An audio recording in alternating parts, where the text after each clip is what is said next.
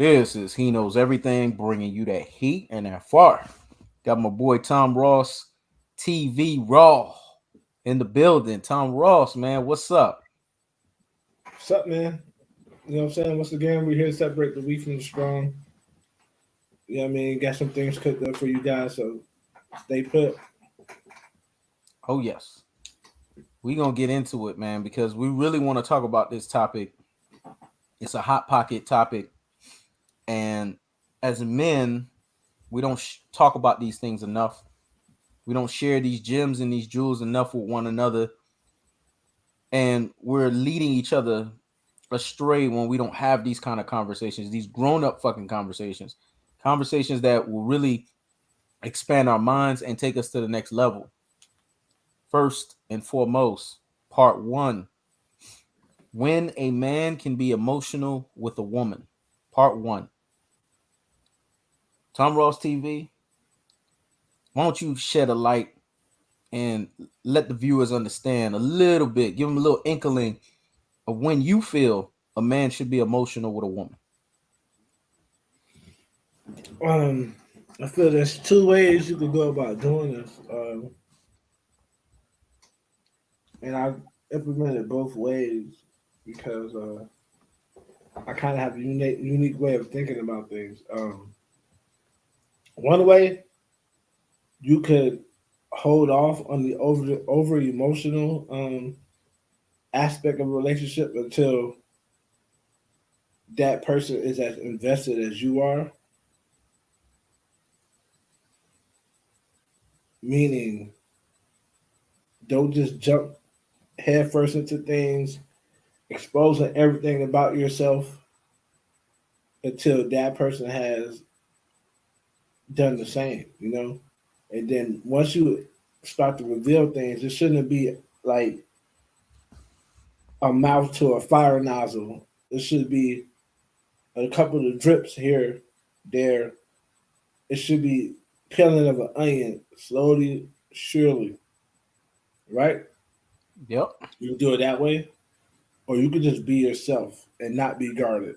And then just know that when that person takes your emotion for granted, that it's over for them. Yep. I I've done absolutely it agree both with that. ways. Now I'm just myself, and me being myself, it works because I'm not overly emotional anyway. But if I have emotion, I won't stifle it. I will show it. And if you take that emotion for granted, then I'll just debt you. You know, it's pretty much over with because at that point you're not even functioning as a woman should function. Mm-hmm. Men take other men's emotions for granted, not women. When a woman takes a man's emotions for granted, she's not functioning as a man. So she's not even a woman that you should even be dealing with. You know what I mean?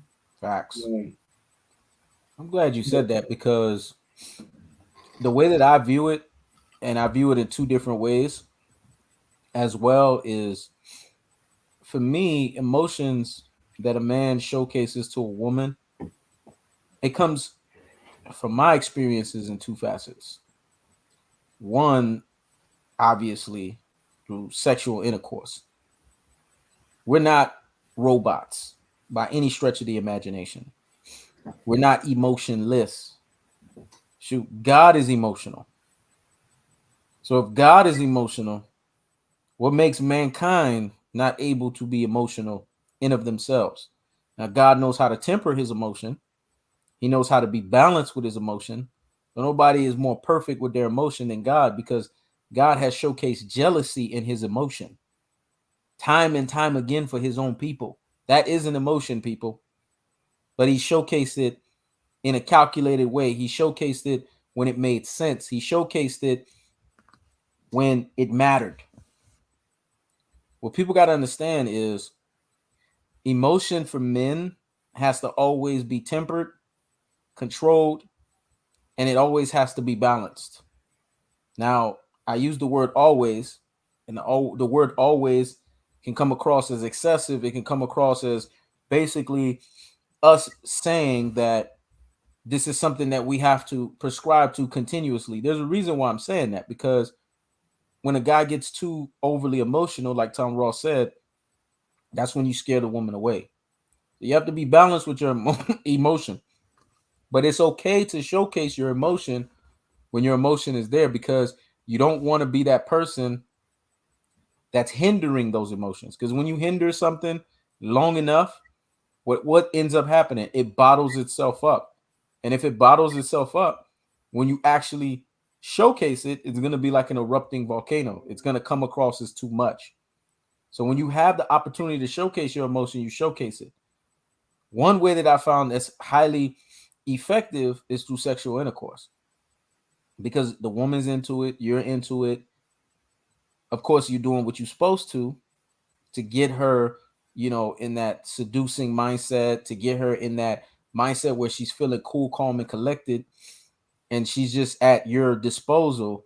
It's okay to showcase the emotion that you have in that moment. There's nothing wrong with that. If anything, what that does is it showcases an authenticity. It showcases a consistency to what you guys have and what you guys are bringing together from a relationship standpoint. That's one of the ways to showcase it. And you should never be afraid to showcase it in that moment.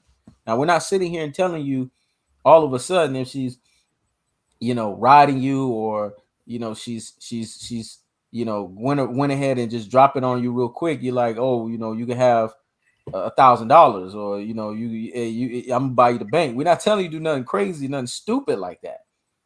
But it's okay to be in the moment and enjoy the moment of the emotion. Another time that I found it that's very enthralling is what Tom Ross is doing right now. You see, Tom Ross is sipping. When you're at a environment, an ambiance, whether it's a club, whether it's a hookah party. I've had this experience happen with me, where I've been in a hookah party. We've smoked hookahs and we just elevated. And once you're elevated, you're in that state, what's going to end up happening is all your inhibitions are no longer limited anymore. So now you're going to be freely thinking, you're going to be free flowing based on the way that you feel in that moment. And emotions come out. And it's good because you're in a feel good, she's in a feel good. And what ends up happening is you guys are touching each other. You're in her ears whispering. I don't believe in sweet nothings. I call it sweet somethings, because when you're whispering something, it's something, not nothing. So I don't know where they get the terminology sweet nothings. To me, that shit is called sweet somethings, because something's coming out your motherfucking mouth. So you whispering sweet somethings to her. You got her feeling some type of way. She's in the moment. She's enjoying that moment. You're grabbing her leg. You're kissing her on the neck. You're breathing. You got to breathe in that ear, man. And we ain't talking about that Lance Stevenson bullshit. We talking about that. You got to blow in that motherfucker's ear. There's things about the erogenous zones of a woman's ears, her neck, all of these things. These things are very important. You in the moment and you doing that, that's you showcasing emotion. And when you do that, guess what?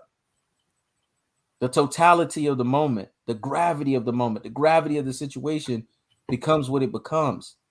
You guys are in it. You guys are enjoying what's going on. You're in the ambiance of it, and you're taking the moment for what it is. Ross, this is something that constantly gets, bruh. And I want you to harp on it and talk about it. But this is something that gets overlooked. People don't enjoy the moment. They don't bask in the moment. You got to be in the fucking moment, man. Yeah, you do. And if the moment causes for you to be emotional, then you should be like, because then at that point you're coming off like an android. But with that being said, you gotta be tempered. You know what I'm saying? You need. I feel men should learn how to weave in and out of things seamlessly. It shouldn't be, oh, this situation I'm like this, and over here I'm like this, and it's too much thinking going on. Mm-hmm. You know what I mean? Like you should weave in and out of shit. You know what I'm saying? You should. A good example is if anyone watched the Godfathers. Vito, the father, he could get on one of his sons but not lose himself in Yep. that. And then seamlessly go into playing with one of his grandchildren. And then seamlessly go from that to plotting a very complicated all out assault seamlessly. Be who you need to be in each situation. And you'll be surprised at how impressive you'll come off. You know what I'm saying? If you're thinking in your head, I gotta be cool, I gotta be cool, the women are looking at me, you're gonna look weird, you know what I'm saying? If you're trying to be cool instead of being yourself, you're gonna look weird. Like you just have to be yourself, man. Yep. But while being yourself, no man should be a chatty patty, doing a lot of chatting, doing a lot of gossiping. And no man should be a crybaby. You know what I'm saying? Even if you Mm-hmm. have tears, I feel you should. I feel a man should cry manly. You know what I mean? Like have your tears, have your moment. She comes, she console you. You get yourself together. Boom, that's cool. You're a human being. You're gonna Yep. cry, but crying for days and days on end is not good for you, and it's not a good look for the woman you with. Yep. It's not because at some point you have to be a rock, a masculine figure. As much as society says they don't like masculine men and men should just die and the world would be a better place without men, that's emotion talking. Yep. At the end of the day, people love men. They want men around, and when shit hit the fan, it's gonna be men that save people. Facts. And you won't be in the right mindset to do what you need to do when shit hit the fan if you're overly emotional. There's nothing wrong with being in your emotions. You know what I mean? If you're feeling good, or you get to the bar, you see your friend, and he looks nice, you be like, man, you look good. There's nothing. You can't be so hard to where you can't even give a compliment to your homeboy. Yep. Then you say some shit like no homo. No homo should be without saying. Exactly. You're masculine enough, you don't have to say no homo. I don't say no homo. I for Exactly. I don't either.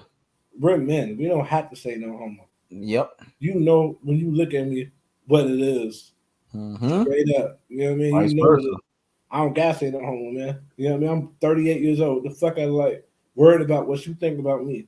Mm-hmm. Say what I want. And with that being said, you should be in the moment. You know what I mean? If you feel like you should say it, and if it's not ignorant shit, but if it's something good to say, something that's gonna uplift somebody's day, say it. Like, man, you look good today, man. That suit, man. You know what I mean? Like, man, you know what I'm saying? You look good, man. Or you see a female, she looks good. Give her a compliment. Don't follow her around the fucking bar. Mm-hmm. You know what I mean? Don't buy her a drink and expect sex because you bought her a drink. But if you Mm-hmm. think she looks good, there's nothing wrong with it. Saying, man, that dress looks nice on you. Yep. Go about your business. Be in the moment, but don't let the moment consume you. Exactly. And I'm glad you said that because when you think of the Godfather's characteristic, the beauty in the Godfather's characteristic, and I'm glad you eloquently said that, and that was a very astute observation and assessment in of itself, is not only was he ruthlessly ambitious because of the Sicilian immigrant background, and we can go on and on and on about that tie and that bloodline and all of that. But what was also beautiful was the fact that he was a warm and loving father and husband. Key operative words: warm and loving. That means he operated within the biology of his body. His body is warm blooded. He was warm. He was loving, meaning he was not emotionless. He was emotional when it made sense. And he was a loving father and husband, meaning that when it was time for him to give the lectures and it was time for him to dish out the instructions, he showcased heavy emotions because he knew he was imparting information from him down to the next generation. There's an emotional component that comes into that. When we're talking about legacy, you have to be emotional. If you're not emotional in that moment, how is there a connection? Emotion brings out connection. They go hand in hand. But here's the thing. No one is sitting here and saying that you need to be a Boy Scout. No one is sitting here and saying that you need to be a nice guy. Nice guys finish last. We know this to be true. But I'm going to give you guys a fun fact. And Ross is going to even say, damn, you know what? He knows you are on to something. If you notice, there are 5 figures, whether they're species of animals or they are archetypes of men that they use consistently in movies, TV shows. You see this over and over again. There's a reason why.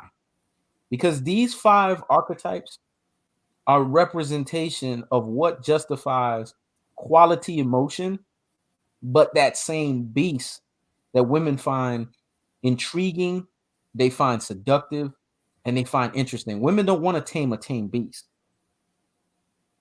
They want that beast that they can try to tame.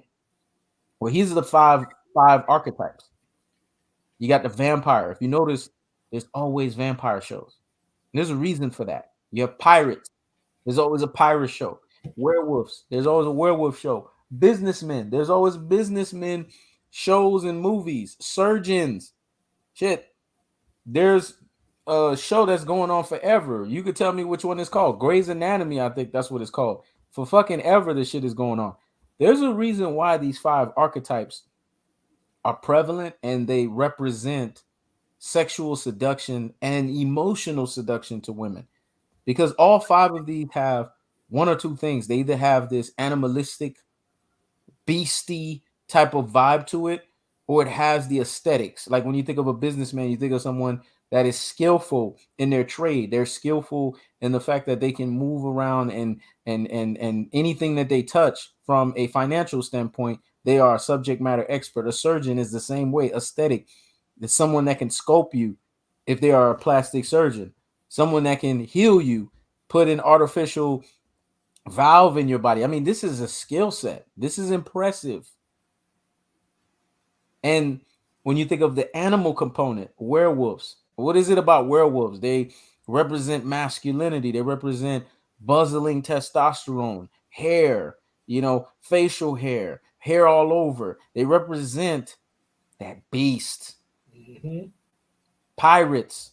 What is it about pirates? They're rugged. They don't give a fuck. They don't give 2 flying fucks. They drink, they smoke, they carry on, and they don't care who's around their company. Just know that they're gonna be cool, calm, and collected, and they will get in your shit and whoop your ass when they need to. Vampires, they're always there to suck your fucking blood out and get every drip out. Those 5 archetypes, although they are beasts, they also showcase great deals of emotion. But you know how their emotion is effective? They do it in a very tempered fashion, in a very controlled fashion. It's not all over the place. If you notice, when you go to the hospital and you listen to the nurses when they talk about the doctor, they always talk about the doctor and rarefy coming. Yeah, doctor such and such, surgeon such and such. Probably damn near 80% of the motherfuckers probably spreading their legs for the motherfucker. Mm-hmm. It's because the person has a way that they are. If you notice, if you ever gone to a dentist, if you ever gone to a hospital, you always see the doctor's in a good mood. He's always showcasing great deal of joy and emotion.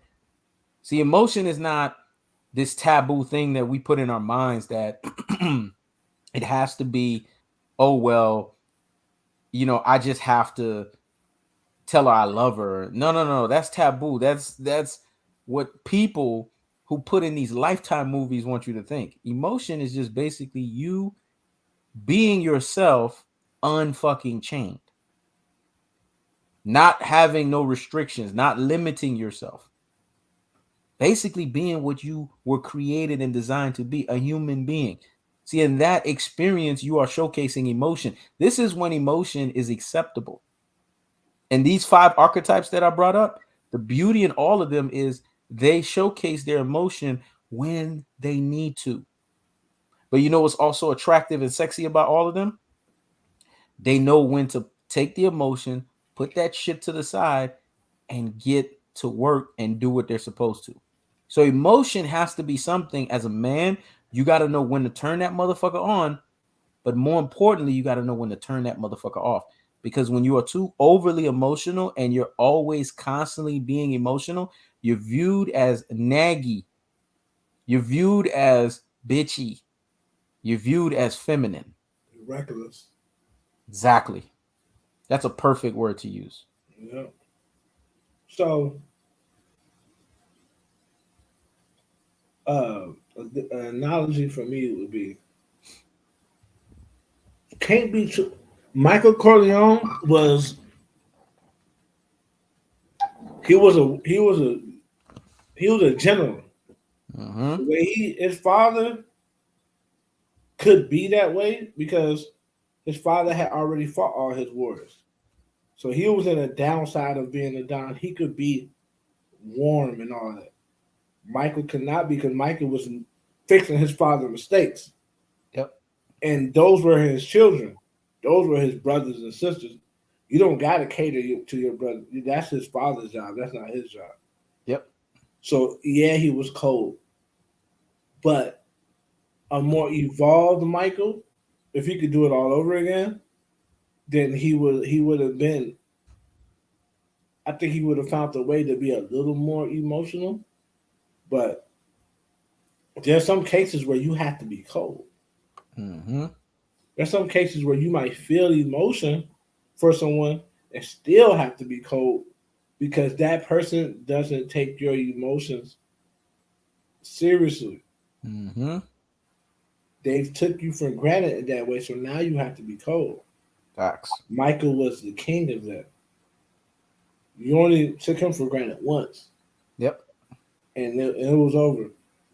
You was deaded.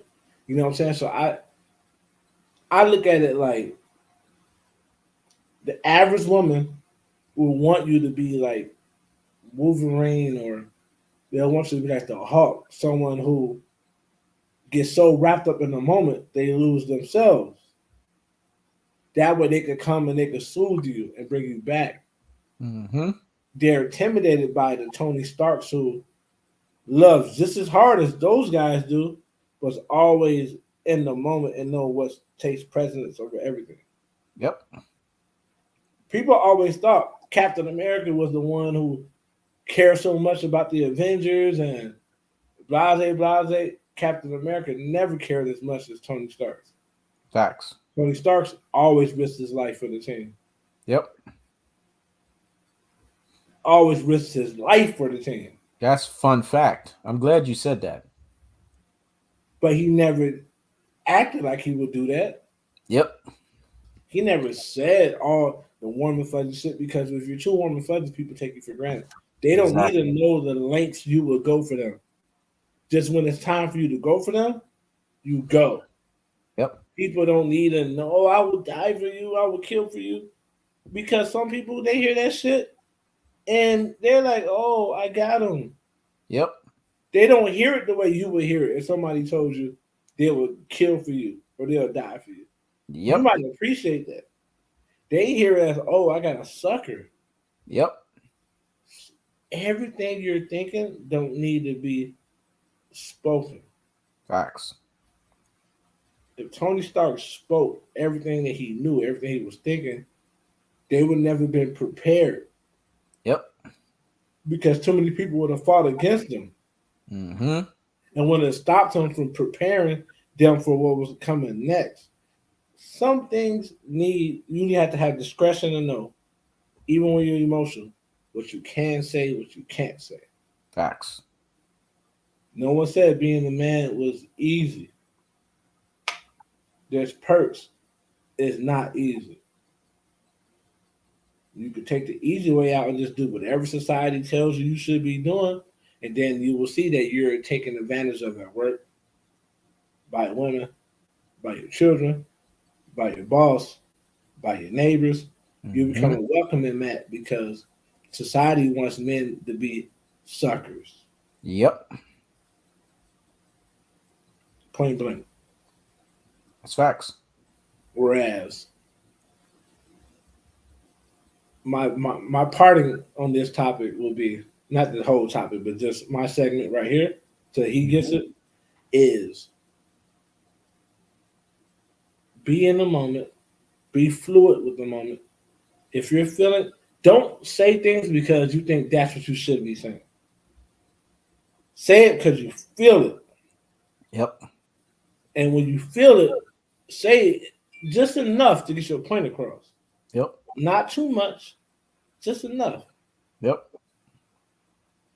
Just enough, man.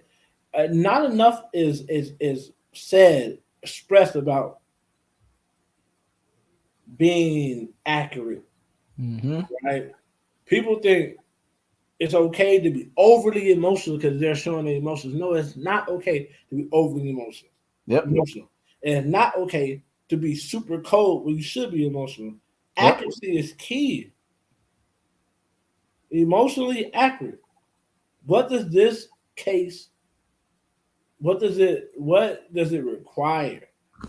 You know what I'm saying? Okay, you had a bad day at work. You come home, you have your beer, you take your shower, you decompress those thoughts. You have a conversation with your wife, if that's what you do, and that Mm-hmm. should be over with, man. Yep. You shouldn't be smacking your bitch around because your boss got on your nerves, right? Mm-hmm. Be yelling at your kids. They have Yep. nothing to do with that. Nope. That's not their problem. That's not their problem. It's your issue, man. You know what I mean? But overly emotional people think anything that happens while they're emotional is fair game. Facts. That's just not how life works, man. That's true. You have to have emotional accuracy. Yep. When you come home and your woman is disrespecting your crib by having another man in the house, Mm-hmm. if it's your house and your name on the deed, you kick them out of there. Yep. Call the police if you have to. Yep. That's accuracy. You have the right to be mad, be upset. Like, damn, I can't believe you disrespecting my house. Yep. But going to put your hands on her, that is inaccuracy. Facts. Because nothing comes from that but you going to jail, right? Yep. You don't even know going to put your hands on dude in action. You don't know if he got a weapon. You don't know if this nigga can fight. Yep. And also, you don't even know if he know about you. Yep. Your loyalty is not with that man, it's with the woman. Exactly. But the best revenge with a woman is not for you to whoop her ass or even for you to say scathing things to her. It's the cleaning of the hands. Yep. The opposite of love is not hate. The opposite of love is indifference. Yep. You hate because you still feel some type of way. Mm-hmm. You don't feel nothing when there's no longer any love. Anything. You know what I'm saying? Someone violates you that way is you do this. You're like, you know what? Get your shit, get up out of here. Um, Call the police, get you escorted off the premises. You can't live here. I'm not going anywhere. I pay the bills here. Mm-hmm. You gotta leave. Take your boyfriend with you. You know what I'm saying? No emotion. She's gonna try to make you emotional because that's how she can control you. Stay emotionless. And then after you Yep. done already said what you had to say, now it's time for you to be business like. Yep. You know what I mean? But yeah, but the main thing is being in a moment. If you're listening, if you're paying attention to your environment, you know exactly what you need to do to seamlessly move within that moment. Facts. And I'm glad you said all of that because silence can be used as a weapon, but Ross is talking about is homeostasis, and homeostasis is the ability to have that state of equilibrium between interdependent elements. What that means is that when situations are either too excessively in the negative or too excessively in the positive, you're keeping yourself on centerline mass. You're keeping yourself cool, calm, and collected. This is what we talk about when we use the verbiage cool, calm, and collected, relaxed. Because when you're relaxed, that's how you're able to think. In pressurized moments, relaxation is your best friend.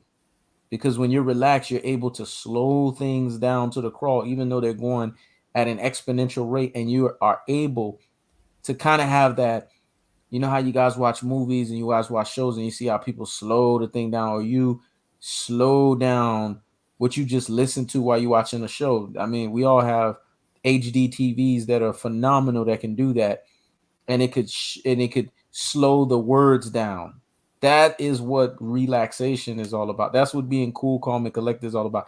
Slowing things down to the cross, so that way you could see every issue that's being presented in front of itself, so that you can now use your silence as a weapon. Silence can be used the right way and it can be used the wrong way. Here's the right ways to use silence when it relates to emotion. You got to be silent when you know that you don't have all the facts with you. This is what Ross was talking about. You got to be silent when you have no knowledge about the things that's going on. Mm-hmm. You got to be silent when you cannot speak without shouting. You got to be silent when you're angry. Ross just touched that. You got to be silent when you know that others have no intention to hear you, because that's basically casting swines to pigs. You got to be silent when you are not asked or involved in the discussion, meaning you are just pushed to the fucking side. You are tolerated at that point and not celebrated. You have to be silent till the other person is done fucking talking. Let me say that again. You have to be silent until the other person is done fucking talking. I'm not talking about just them being done talking. I'm talking about, you know, when they are actually done talking and there's a space for you to maneuver. Now, here's when silence is used the wrong way. Not speaking when you're asked to share your opinion. Not speaking when you need to defend yourself. Because when you need to defend yourself, silence is not a weapon. Because you got to check a motherfucker at that point. Right. Not speaking when you need to defend your family and friends. Now, woe unto the motherfucker that can't defend his family and friends. Ross get into some shit. Yeah, hey, he knows. Yo, what's up, man? I'm into some serious shit. And that shit is to the level to where he really needs me. I'm booking a fucking ticket, man. What's up? We throwing them fucking dukes, man. We making Right. this shit happen. What's up? Not speaking when you are completely sure of what you're talking about. Not speaking when you have all the facts with you. Not speaking when your opinion will affect you or your close ones. See, these are important things to know. Silence can be used as a weapon, but silence can also be a detriment. And you got to know the weapons of warfare on when to use silence and when not to use silence. Because what is prevalent with silence and what's also matchy with it is emotion. Believe it or not, everything that we do has some level of emotional component behind it. That emotion could be anger. That emotion could be, I'm stoic right now. That emotion could be, I'm emotionless. That's an emotion in of itself, because you're being immovable at that point. You know, your emotion could be the fact that in this moment I'm being confident. Your emotion could be like Tom Ross TV Ross channel right now. I'm in the zone. That's your emotion right now. That's your swagger. Swagger is an emotion. See, all of these things are fucking emotions, and people Mm-hmm. don't realize that. We overlook that. We gloss over it. We sit there and we tell ourselves that, well, it's just, you know, the person just being themselves in that moment. But there has to be some level of bravado or some level of, you know, mindset and emotion that is attached to that. And a lot of times they don't come across as emotion, because in that moment you're not showcasing that you are fearful. See, people always ascribe emotion as fear. They ascribe emotion as anger. They ascribe emotion as being sad. Emotion is bigger than that. Emotion is your state of mind, your state of being. So when you are in the midst of a woman and you are in the midst of relationship and contact, your state of being, the way that you are in that moment, is very important. Because if you are the leader, if you are the driver, if you are the one driving the force, and you are the one dictating the pace, then your emotion, more than likely or not, calls for you to have to be confident, resolute, and balanced. You can't be all over the place. You can't be scattered. Right. There, there's a time to be when you're in the creative space. No one can tell you how to create, so there's a time to Mm-hmm. be scattered. But you can't be scattered emotionally. Exactly. because, well, I mean, scattered emotionally. Scattered emotionally, not some people will be. Some people feel like you're scattered emotionally if your emotions don't reflect what they want you to do. That's not scattered emotion. Yep. Scattered emotionally is when you're what you're doing and the energy that you're giving off aren't congruent, so to speak. Yep. Some people give off fake smiles, right? They smile with their mouth, but their eyes don't smile. That's a fake smile. That's not congruent. That's scattered emotion. If you don't want to smile, just don't smile. You know what I mean? You smile, but your eyes have pain. You know what I'm saying? Yep. You say one thing, you're doing another. You're Exactly. you're so emotionally out of control to where you're overwhelming everything. You're like a untamed fire. Mm-hmm. It's not good for you. It's not good for anyone around you. You Yep. lose control, and the point that you're trying to get across don't even get across because you lose yourself Yep. emotionally. Sometimes you have to really get somebody else. Yep. That's You true. have to be out of from what they think. Everybody has a character of you they think you should act, and you might get Mm-hmm. out of that character Yep. for them. They're like, "Oh, I never know they could get like that." Yep. Yeah, you violated, right? But even when you get like that, you should be aware of your surroundings, right? Exactly. You should, even if you have to blow up on a supervisor, Yep. you should know I can only go so far. Yep. Let's say, let's say you should know that you can't blow up to a supervisor and say a certain thing. Some things you can't say, period, unless you got a backup job. Yep. You got a backup job, you already on your way out. Yep. You know what I mean? And you could do without that last paycheck. You can say, It no, is fuck what it is. at the, at the end of the day, I know where you parked at. You know what I'm saying? You can say whatever the Mm-hmm. fuck you want. But you know you need that job. Yep. You know you need to take, you can't say certain things. Yep. You have to, that's what I mean by having that emotional accuracy and not, and knowing how to display that emotion and knowing Mm-hmm. when. Because let's be honest, people, your heart, your heart pumps blood. That's its function. Facts. Everything comes from the mind. Your mind controls your heart. Mm-hmm. Your spine is like the battery Mm-hmm. that distributes all of the energy, right? It's Yep. like it's like a if you ask me, the spine is like what's the shit that you have in the back of your trunk? You got the speakers and you have the what's that thing? Oh, The the DAC, subwoofers. The subwoofers. not the subwoofers. Those are speakers too, but the thing that the battery goes into that distributes to the I forget what it's called. It's off the top of my tongue. I know what you're talking about. That's like your spine, right? But everything comes Mm-hmm. from your mind. So your mind controls this, the involuntary function of your eyelids closing. Your mind Mm-hmm. controls everything, even the way you feel. Yep. So people who just lose themselves and just do shit because they're upset and just say shit, and they choosing to do that, no matter what Facts. they say. Oh, I blinked out. I wasn't thinking. No, they said exactly what they wanted to say because your mind controls everything. Facts. And Don't I'm glad you ever said let it. someone tell you they were so emotional that they said something that they didn't mean it. Mm-hmm. They might have didn't mean to tell you verbally, but they've been feeling that way. Yep. So you always have to be cognizant of your brain power and your emotions, and you should have your emotions, but all because you're in an emotional state, it doesn't give you a pass to do it, Exactly. to say it, just anything. Yep. And a lot of times, these things you learn them with age, you learn it with time, you learn it with experiences.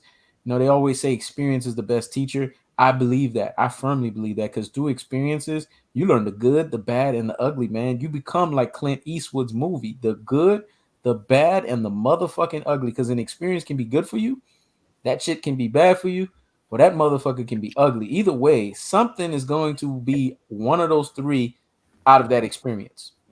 But what Ross is talking about when he says emotional accuracy, Ross is breaking that shit down to the lamest science. Scientifically, emotional accuracy is known as emotional intelligence. And Mhm. emotional intelligence is the capacity to be aware of, control, and express one's emotion and to handle interpersonal relationships judiciously and emphatically.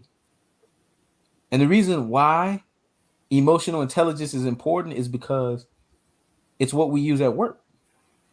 Everyone has emotional intelligence capabilities because, like Ross just said, everyone knows there's certain levels of how you can go when you're dealing with your boss. You're gonna use some level of emotional intelligence, even if you're using it at the baby infinite level. You're gonna use that shit because you know you got to get that check. You know that check got to clear. You know you got bills to fucking pay. So there's just certain things you just not gonna cross. So everyone has emotional intelligence. The problem, and I find that's interesting, is how people are so smart, how people have so much emotional intelligence when it comes to their job, Ross, right? But everything else they can't apply it. When they're Yeah, at work, you get the best versions of fucking people when they're at work. They're behaved, they're in their best mindset. that's Ross looked it. like he ready to say some shit. They're in their best, but everywhere else they act like they can't fucking act right. What you got to say with that, man? Because man, they're a slave to the money. Mm-hmm. They're a slave to power, and and they wonder why people treat them like they're less than. People Mm-hmm. could smell that on you when they know you worship power and you Mm-hmm. worship money. They will put you under their feet. Facts. White people at work don't talk to me the way they talk to other people. Mm-hmm. It could be somebody that outranks me. They talk to them a certain way. They don't talk to me that way. Yep. The reason why that person might get paid more than me because they can talk to them that way. They don't Exactly. talk to me that way because I don't exchange my self respect for currency, Yep. right? Yep. So same thing in a relationship. The reason why I don't take no disrespect from women is because I've seen women in action. Yep. When you at work, you don't talk to your boss that way. Nope. And you don't like your boss. You don't talk to him that way. Mm-mm. Because why? They're slaves to money and they're slaves to power. Yep. Women talk to you a certain way. In a way that's beneath her. She don't think you got no power. Mm-hmm. She don't respect you, and that's not a knock on you. It's not always a knock on you that a woman don't respect you. Some women don't respect Facts. women. They've been through so much shit that they carry that with them, and they just Yep. don't respect men. Yep. Not I'm knowing glad that it, you clarified that. I'm glad you clarified that. they're not hurting nobody but themselves because the rest of the world they'll do this to you. That what man or those group of men did that to you, but Yep. they have no respect for men, Yep. so they will attempt to treat you a certain way. It's apparent. I mean, it's imperative that you never allow someone to treat. If you're in a relationship with a woman, she cannot treat her boss better than she treats you. Facts. You know, I don't give a fuck how much money she making, man. Yep. She cannot go to work and yes sir and no sir him and come home and treat you like another nigga on the street. Yep. That's a fucking problem. And if she's doing that, it's not for you to be taken personal, for you to lose your mind, and for you to try to. She's gonna be what she's gonna be. You have to change the people around you. Yep. Like Lupe Fiasco said something so he said something so profound. He's a Chicago nigga too, right? West Side, he from where I'm from. Mm-hmm. He said I had to tighten my circle. I had to bow constrict. A Mm. bow constrictor, they tighten themselves until they squeeze you to death. Mm-hmm. So he said I had to tighten my circle. I had to bow constrict. Sometimes you have to tighten your circle till you eliminate the people who not good for you, man. Mm-hmm. You know what I'm saying? It's like a plant. Some plants live, some plants die. But the main reason why certain plants die because certain things on them are withhold. They're stopping them from living. That's why you have some people they come and they cut the plant and they cut the dead parts off so the rest of the plant can live and flourish, right? Mm-hmm. But we don't have a husband. They call those people husbands that take care of a vineyard, right? Yep. We don't have a husband. We are the husband, and we have to do everybody else like that in our life, and we have to do it to ourselves. Facts. So the parts of your circle that no longer that no longer help you grow, you have to cut out That's true. straight up. And when you cut out something from you, it hurts. Mm-hmm. Some friends you have to cut out. It's gonna hurt. You might have had a bond with this shorty, right? But when you look up, shorty never there for you. She ain't there for you. She don't give a fuck about you. You know what I'm saying? If you're not fucking her or when you're not taking her out, she don't give a fuck. She don't check on you. You gotta cut her out. Yep. You know what I mean? And family members, Yep. you gotta cut them out. You love them, but it's Mm-hmm. called distance. Some friends, everything's Yep. about them. They call you, it's because they need you, or they want you to do something, or they come with a they come with a philanthropic or sound. It looks like it's a valiant, a noble cause. But when you break it down, it's all about them. You got to Exactly. cut them out as well. Yep. Because it's natural for the people to do things for them. Yep. But it's unnatural for people to do everything always for them. Mm-hmm.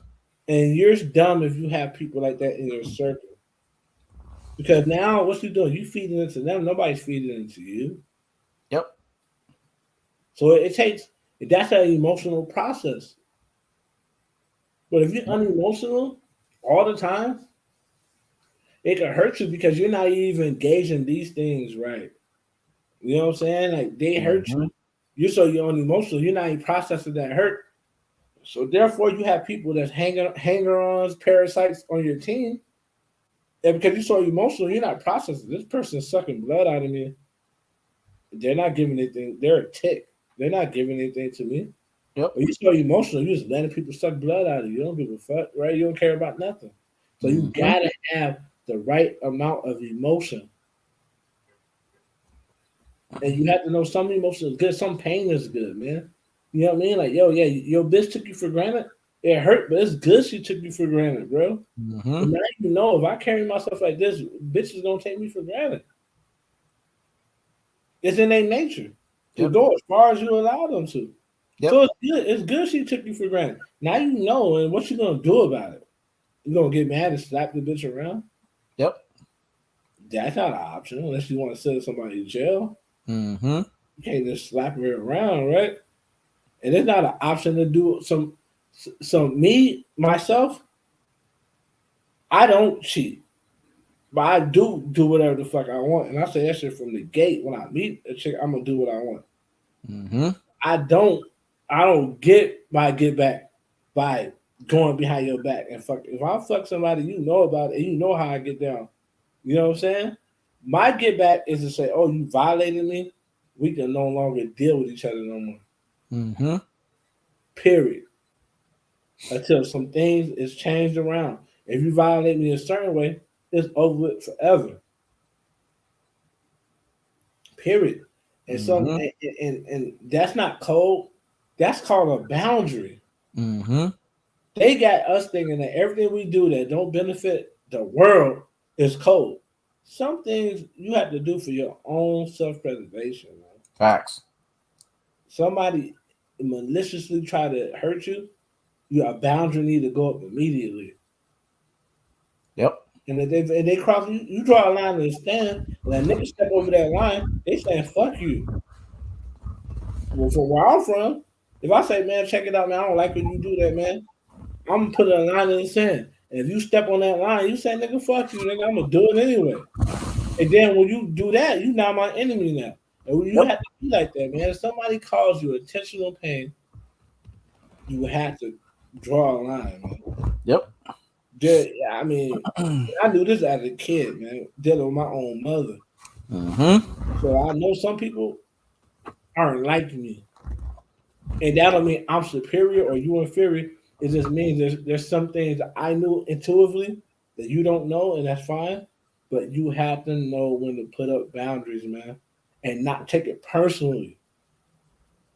Some people raised to be fucked up the way they fucked up. They don't even know what the fuck they doing, but that's none of your business or your concern. You Yep. can't take it personally when somebody do underhanded shit, but you gotta handle your business. And I'm glad you said that because what people got to understand, and it's a very important thing to understand, is, and I want to quote Matthew 5:29 through 30 in the KJV version. Jesus, Yeshua, said, "If thy right eye offend thee, pluck it out and cast it from thee. For it is profitable for thee that one of thy members should perish, and not that thy whole body should be cast into hell." Now, topic of discussion contextually at that time, he was talking about adultery. But that's a universal verse as it relates to what Tom Ross is talking about when you're talking about emotion. And what he's basically saying is if push comes to shove, he's being very literal there. There's no figurative speech there. Push comes to shove. If you got to get rid of something, you're going to have to get rid of it, because if you don't get rid of it, it's just like the way cancer is. You don't get it early, you don't get it in its early state. What ends up happening, it spreads across the body. So if they got to remove a part out, they're going to have to do that to make sure that you're saved and you're not compromised.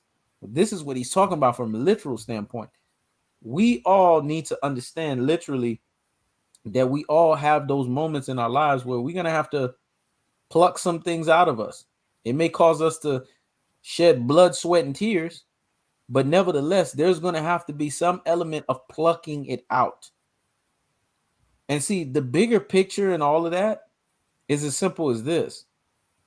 In life, if something is toxic, if the vibration of something does not match synergistically with what your body is all about, you're going to have to get rid of that shit. Me and Ross was talking about that the other day.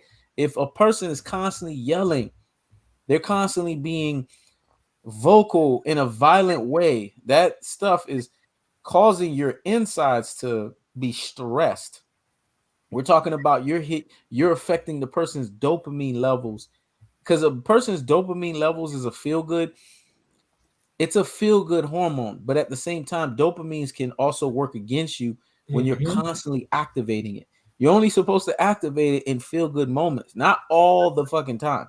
See, when people are on drugs or people are on substance constantly, coke addicts, heroin addicts, they're constantly feeding into their dopamine. And when you're doing that, it's no longer a feel good anymore. At that point, you're stressing out the very thing that's supposed to be good. Like when you go to an ice cream shop from time to time and you get your favorite ice cream, like my favorite ice cream is Rocky Road or Pretty double good. chocolate chip. I What's like your favorite, bro? Mine's is like ice cream, but chocolate chip, cookies and cream, Rocky Mm-hmm. Road, butter pecan, because my grandmother's favorite was butter pecan. Mm-hmm. That was my favorite person in the world for a long time. So, yeah. And you see, those flavors are, they have a feel good element to it. It has a dopamine element to it. When it hits your brain and you taste it, you're like, the taste of it, because you haven't had it in a while, and then you have it in that moment and you enjoy it. Well, that's how emotions are supposed to be. They're supposed to be in that moment experienced. Believe it or not, even negative emotions, when you're angry in that moment that you're angry, you were meant to be angry in that moment. Be angry. It's fine. Exactly. But don't fucking lose your fucking mind and snap and go to jail over something Yep. stupid. Yep. Yep. Basically, be controlled. Even when you're in moments where you're not supposed to be controlled, there's got to be a limiter. It's kind of like vehicles where you know how the natural vehicle that you drive on the road, they don't all go. If you notice, you try to hit, you floor it, you hit that whole gas, it'll never touch the end of that other speed limit. It'll always go like this. They put a limiter on there because they don't want you to touch the full speed of the vehicle. And the reason for that is because there's a danger element to it. There's a danger zone. They've tested this stuff out and they know if you go full bore, you go full max, most people don't have the driving capabilities to control themselves. You're not Jeff Gordon. You're not a race car driver. You're not a NASCAR driver. You're not these types of professionals. And even them, they get into crashes when they're driving and there's no limiter. So you Right. got to put that limit on yourself and you got to make sure that you don't go overboard. But here's the other thing too that people got to understand. When you dealing with your emotions, it's okay to be in the moment of that emotion that you're feeling. One emotion that is very important that gets overlooked, and it gets overlooked for us as men, is moments when we need to cry. Those moments are not moments that need to happen all the time, but when they happen, you got to let that shit happen because you know what's going on in that moment. It's your body, your mind, your soul, your spirit telling you this is the emotion that you need to exact in that moment to explain how you are feeling in that Mhm. moment. And the worst thing that you could do in that moment is to not express that emotion. The worst thing you could do in that moment is to just push it to the wayside. Because let me tell you something. When you take emotions and you push them constantly to the wayside, what you're doing is you're building up, just like how people build up carbon imprint from eating so bad. And then eventually they got to go see a doctor. And then the doctor tells them you've built so much plaque in your heart, or you've built so much plaque in your body, and or your cholesterol's out of control. And now they got to get medication. That's what it is for emotions too. When Yep. emotions build up in your body so much to the point, it causes you to have adverse feelings. And now what's going to end up happening is you're going to express over emotions. If you were going to just be angry, this goes back to Ross's point. Now you're going to be recklessly angry because Reckless. you know why? You didn't get the chance to exacerbate that emotion in that moment that you were supposed to exacerbate it. So now when it happens, it's like a double effect. And then a lot of that anger isn't really anger, but anger is the only emotion a lot of people are comfortable with expressing. Yep. A lot of that anger really is I'm hurt, I'm sad. You know what I mean? I feel taken advantage of. I feel nobody sees me. But those are very vulnerable emotions. Exactly. Anger is the least vulnerable emotion we can express. Yep. People feel empowered when they're angry, so that's the emotion that they're comfortable with.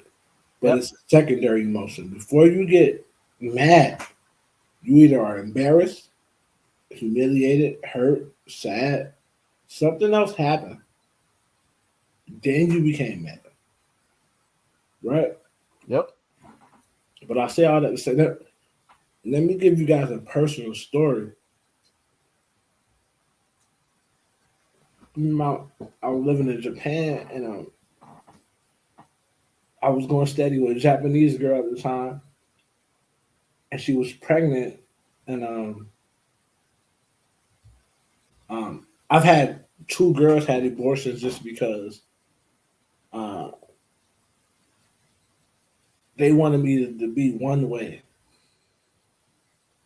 They wanted me to be come out of the military, blah blah blah, and because I did it, they had an abortion. I guess they felt like it would be better to relate to raise a child with me out of the military, but then I didn't see it that way. So they had an abortion, and that affected me.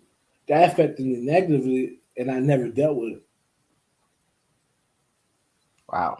So when she had a miscarriage, I didn't.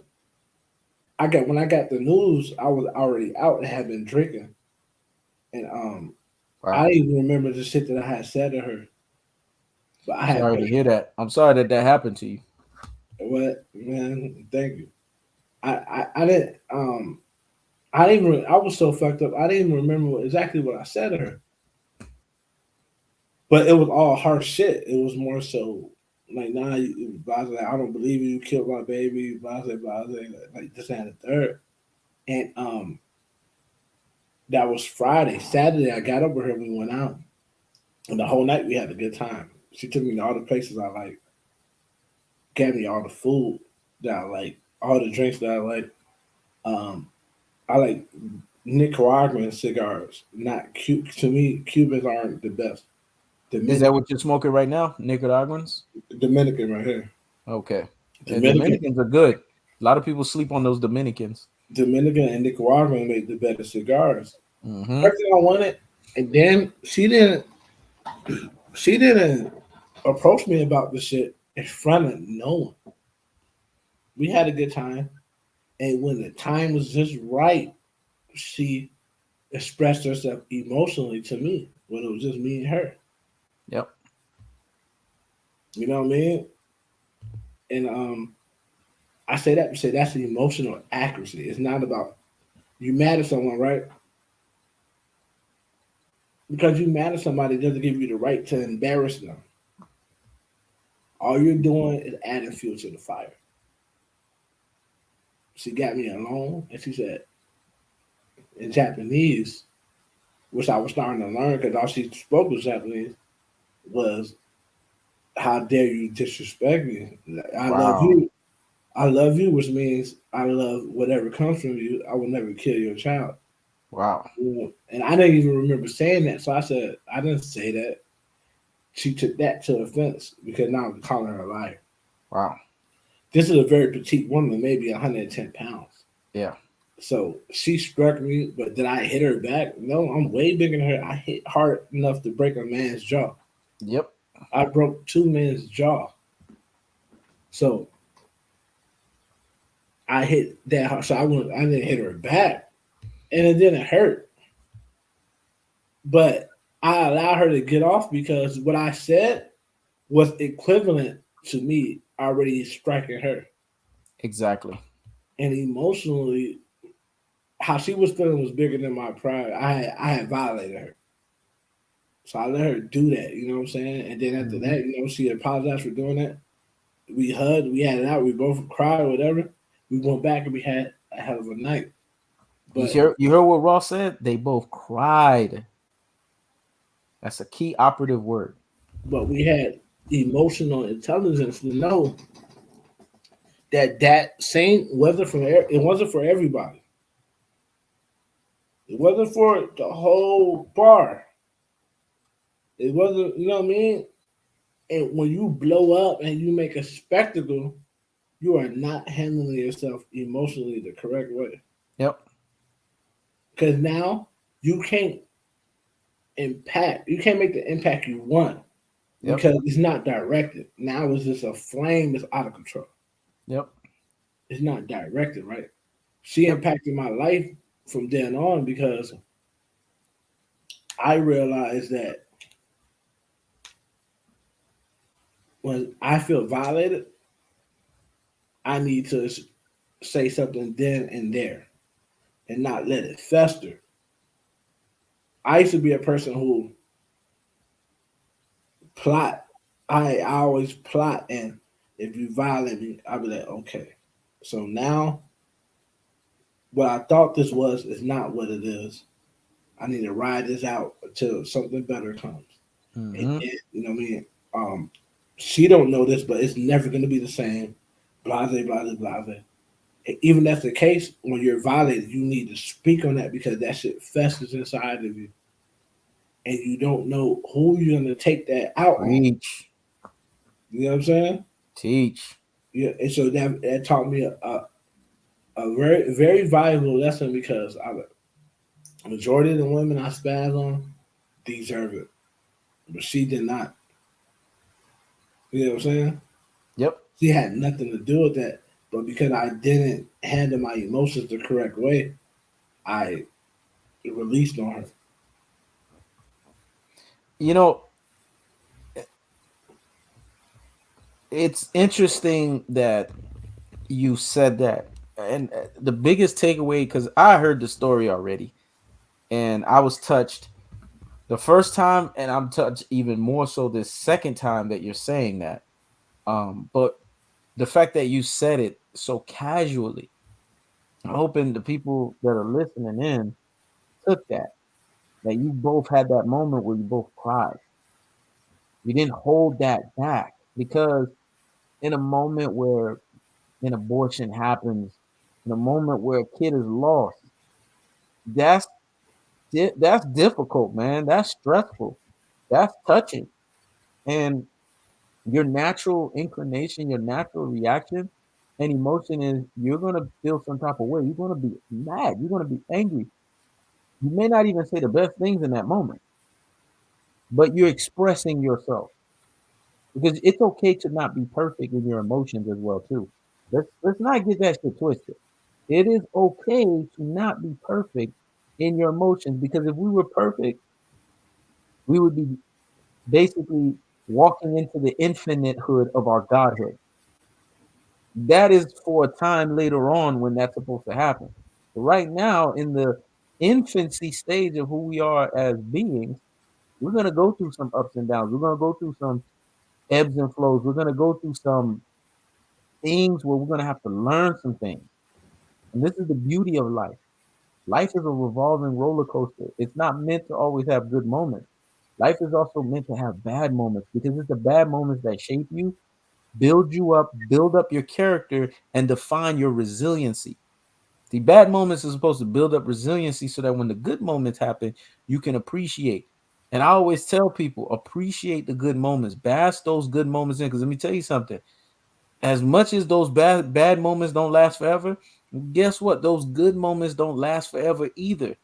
And you gotta bask in every moment. That's why I love when my boy Tom Ross tell me I'm at a bar, man. I'm sipping on, a fine Crown Royal. I love that. I love to hear that, man. That that brings more joy to my heart than if Ross tells me something like, hey man, I just made $1,000 because money. Come and go. Mm-hmm. There you go. Go get that Crown Royal, bro. It come and go. Money Come and go. Money is an exchange, a medium that allows you to be able to do things, but money don't make you happy. You know what makes you happy? You make yourself happy. The way that you live your life makes yourself happy. Money makes things easy, but they don't cure problems. What cures problems is your mindset, how Yep. you see things. And when you go out there and you have your drink and you smoke your Nicaraguans and you relax and you say, you know what, I had a good time, man. I was around some good people, good company. That is life, man. That is what you enjoy. It is. And I said that to my girl the other day, and she was asking me, what? There you go, Rob. Woo-hoo! He got that good shit. You see, he's enjoying life. I said that to my girl the other day, and she was like, she thought that was so powerful that I told her that. She was like, I always see that you out there hustling. You always out there trying to get yours. You trying to get this. You trying to get that. You trying to, add to this. You trying to add to that. You trying to do this. You always, focus. I Mm-hmm. said, let me tell you something. You know what's the happiest moments I have? Is moments when I'm enjoying myself and I'm having company with you. Moments when I'm talking to my boy Ross. Moments when I'm just like having good casual conversation. You know why? Because those moments to me make me happy. Because in those moments, I'm enjoying myself and I'm organically being who I need to be in that moment. Nothing, man. Money can't buy that shit. Nothing. I don't care how much money you have. Nothing is better than happiness, man. You can't put a price tag on that shit. Right. Something about happiness that's just priceless, man. And when you are in the moment and you are enjoying it, you want to be in that moment forever. You know it's not gonna last forever, but you want to be in that moment. Well, see, this is why emotions is not necessarily a bad thing, and it's something you can use as a weapon because emotions are supposed to be used as a weapon of happiness. And whatever it is that makes you happy, you bask in it. Shit. There's some guys that's listening in right now. Their happy moment might just be going to the strip club and seeing some ass shake in front of them. If that's your happy moment, I'm not telling you to be excessive about the shit now, but if Right. that's your happy moment, go fucking do it. Right. If you want to see TNA, go fucking do it. My happy moment for me, see, me and Ross are very similar. It does for me, it requires a drink. My drink of choice is usually like a whiskey. And I have a Macallan whiskey type of taste. I remember one time I was in there. Ross would tell you that I had like some rare Macallans. The guy was reading the menu to me. It was like this shit is like 10 years old. He told me that what the amount was. I didn't give a fuck in that moment. You know why? I just wanted to taste that shit because I wanted to be in that moment. I wasn't gonna do. That's not some shit I'm doing every day. That was some shit I wanted to do in that moment. Right.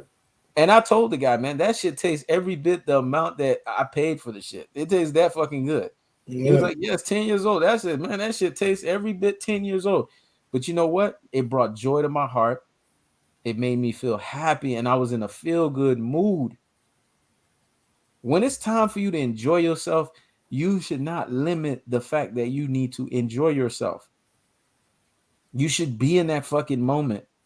When we did that live stream with your Dennis Ugas and Manny Pacquiao, me and Ross was in the fucking moment. You know what we was happy about? We didn't even fucking know who your Dennis Ugas was, but we was happy for the money. That motherfucker's made us happy. He made our day, and we Because don't even know who he is. because because it was pure, man. You know what I'm saying? Mhm. And to me, it was about time boxing won. So many times, guys have their farewell tours, and either they fight people who don't have a chance in hell, or they fight people who are in their primes that lay down for them. Like, no, if you're going to fight at 40, 42, 43 years old, then a young lion is going to beat you. All things considered, if there's no, because boxing is very dirty, it's going to happen. You're going to lose to a young lion because you're supposed to lose. Yep. And it was about time the Cuban fighters, my people, because Cubans, Haitians, Dominicans, and Haitian people on the same island, man. Same. We the same fucking people. Two different oppressors, and they think they different people Nope. because Same motherfuckers. one speak French, one speak Spanish. Yep. Totally mentally destroyed, right? But I'm not mentally destroyed. I know what the fuck is going on. I've Mm-hmm. been there for a long time. So I was happy for him because I'll be happy for any black man, right? You know what I mean? He went in there, he deserved it. He got in there and he won. And I tell you what, I don't think he's gonna be Errol Spence. Errol Spence is way more skilled than him. Mm-hmm. But say for instance, some Errol have a bad day. I'll feel bad for Errol, but I won't be Mm-hmm. mad at him No, I wouldn't be mad. because my people come first. But Exactly. my If favorite, Earl lose, I'm glad you said that because if Earl lose, I would just be like, man, you Dennis Ugas, he surprised me. Manny Pacquiao win was even more solidified. That's I'll how be I like, would look at it. right, I'll be like, he surprised me. Yep. Me personally, right now, Errol Spence is my favorite fighter. Then Tank and then Deontay Wilder. Yep. And that's how it was for me for a very long time too. You It's know what I'm interesting saying? that we had the same numbers. You know what I'm saying? But Ugas is coming up there, and he's a brother, man. You know what I'm Mm-hmm. saying? At the end of the day, and that's the emotion, right? Because you can't. Sometimes we're emotional about sports, we're emotional about favorite players, but Yep. we can't be so emotional Yep. to where we inadvertently tear down somebody else Yep. who's part of this this fabric that we call Yep. the people, right? You know what Yep. I'm saying? Because my thing is, I want aerospace to be undisputed. I want the same shit too. That's my thing. But if somebody get him fair and square, I'm not gonna be the. If it's fair and square, I'm not Mm-mm. gonna be the one to be on some bullshit. I'm gonna be the first one to concede. I will do the natural concession. I'd say, man, this guy whooped his ass. He's If it's great. some, if it's some Tyson Fury, I need these special gloves shit. I'm Mm-hmm. gonna say something. If Yep. it's all of us, if it's some weird shit, I'm gonna say it. But Yeah. if it's not, if it's just fair and square, then it's just fair and square. Yeah. But all that comes back to how the harnessing and understanding what you're feeling, dealing with it, and giving the proper, accurate emotion because the lack of control of emotion is putting our people in early graves. Facts. A lot of young men Yep. nowadays have no control of their emotions. And Ross can speak to that as a subject matter expert because there is such a term called Chicago nigga. As a matter of fact, it's a dictionary term. And it's a term that basically idolizes the gang banging, which I'm not a fan of, and it idolizes killing and shit like that. But it's an actual term that says that Chicago niggas are some of the most ruthless niggas out there. This is in the fucking dictionary. I mean, I just wanted to preference that. Yeah. So with that dynamic, it's a big city, but each part of the city, each neighborhood has their own. It's like each neighborhood is a genre. It's like say if this the Chicago is hip hop, but Mm-hmm. each neighborhood, each side of the city is separate subculture That's true. and genre within it. And say me and a Lupe Fiasco, we're from the west side where Mm-hmm. the west side it's you when you there it looks gritty. It's gritty. It looks like the wire. Mm-hmm. But what's happening in the streets is controlled. It's very controlled. It's more so it's over drug transactions and blase. Blase Mm-hmm. majority of people who get something wrong done to them are in the game. You're in the game, you're fair game. Yep. You're out of the game, you're out of the game. Mm-hmm. Whereas Southside guys are more um what's the term? Put it this way. I always knew how to fight and when but I didn't like to fight. But once my me liking the fight met my hand skill, which means that I didn't try to talk my way out of things. I just started fighting. Southside is more about who's the baddest. Mm-hmm. And so you have people looking for you now because they heard you could fight, or looking for you now because they heard you got X amount of girls, and now Mm-hmm. they want to embarrass you. To see, you know what I mean? It's more of a dog eat dog, and more so out west is more of a emotionalist. If you got murdered out west, it was business.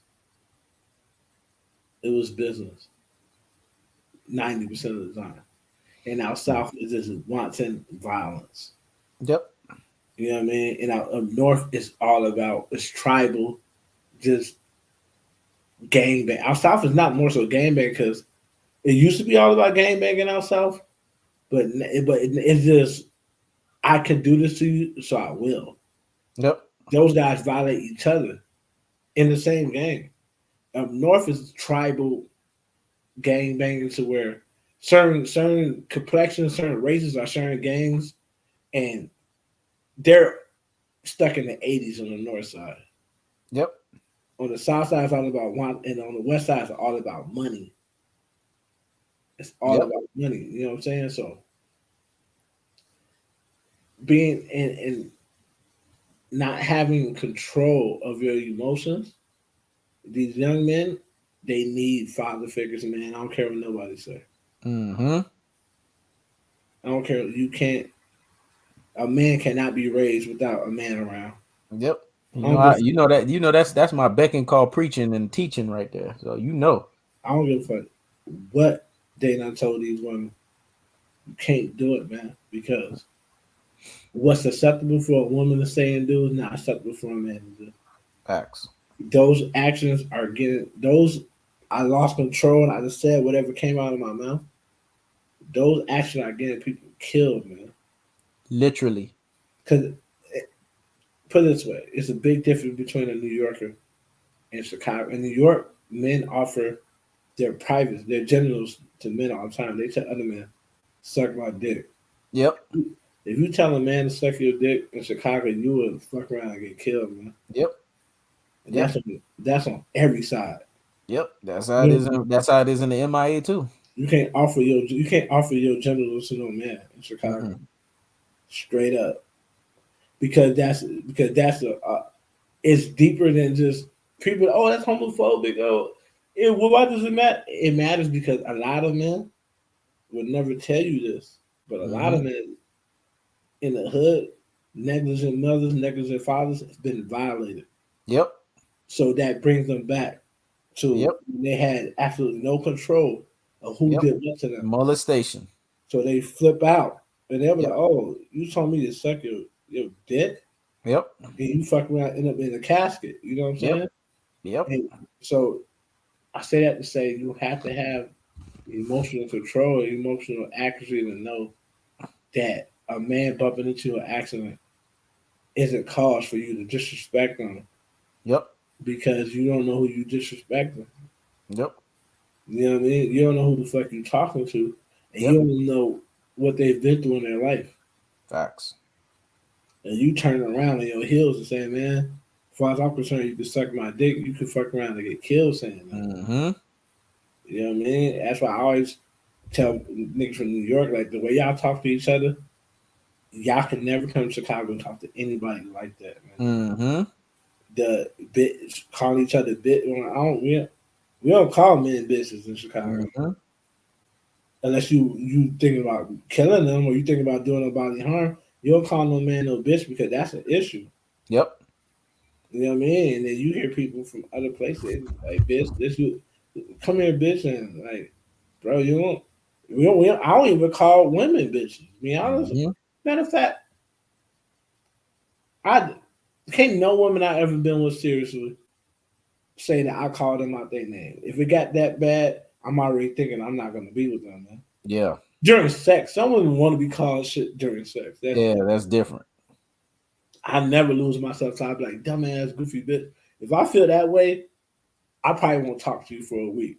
You know Yeah. what I mean? Because that type of shit, if I say it in the way I say things, I can't take it back. No, you can't because you Because the way I really say meant it in things that moment. is very when I'm upset. That's why I tell people don't force me to talk to you when I'm upset. Whatever Mm-hmm. I'm gonna say when I'm upset is gonna be the worst shit you ever gonna hear in your life.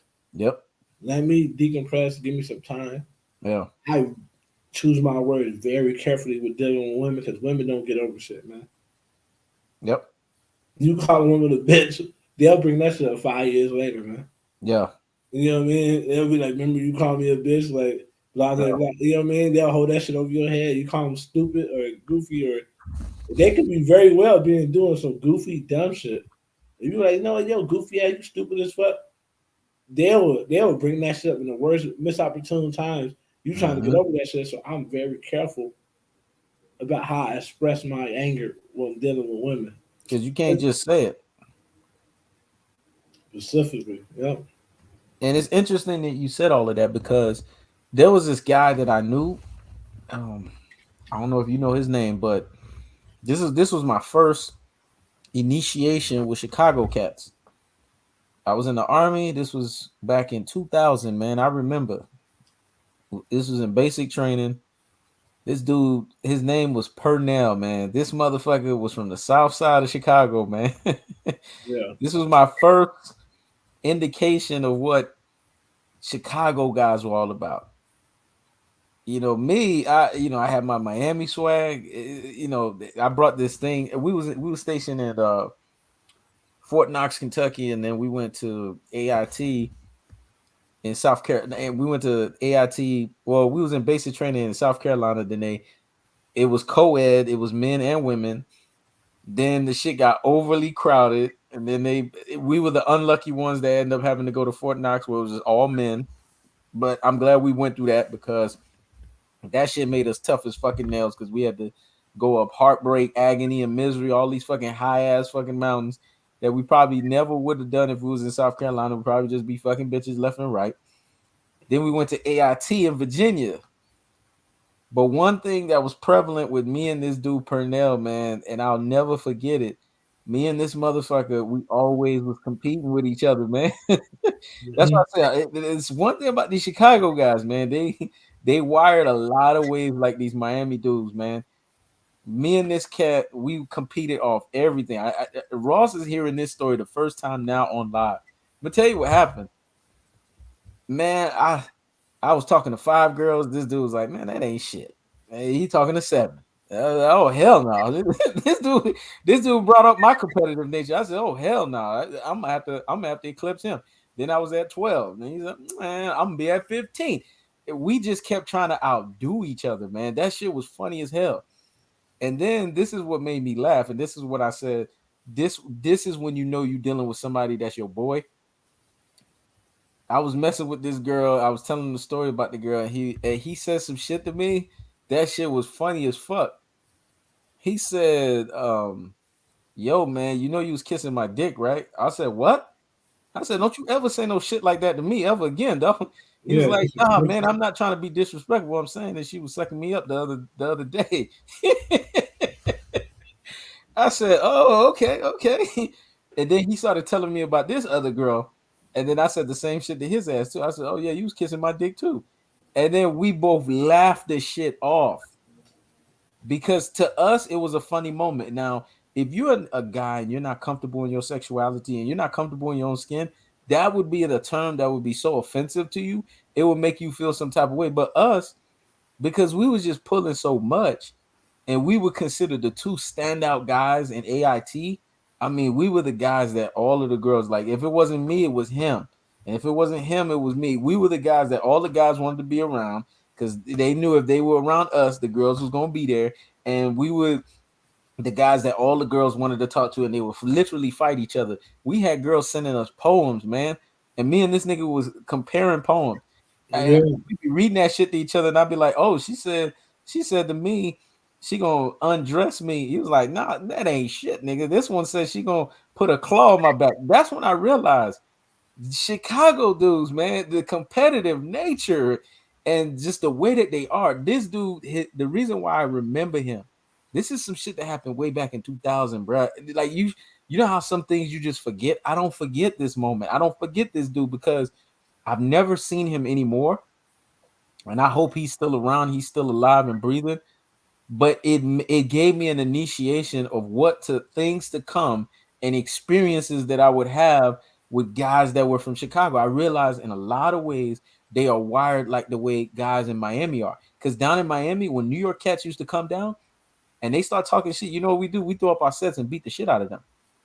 Yeah. We start slap boxing them because we ain't got time to be hearing all that bullshit you talking.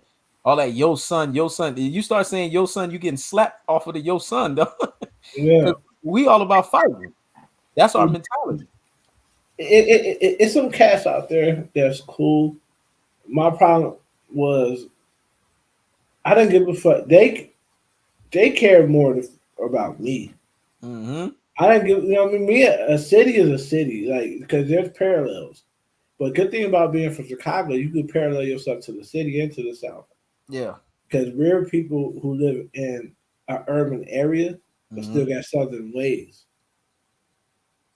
Chicago are city people with Southern ways. So in Chicago, you still, when you come in the house, that's when mother ain't doing shit with the children, that's a whole nother thing. But if you being raised right, when you come in the crib, you expected to speak to everybody, every grown person. You expected to say something to before you go do what you're gonna do. Facts. You expect to say, "Hey, hey, everybody," at least that, and then you not you. You can't just come in the house and go in your room. Yeah, That's a sign that you're not being raised properly. You know what I'm saying? exactly. But that's Southern shit. Yeah. You know what I mean?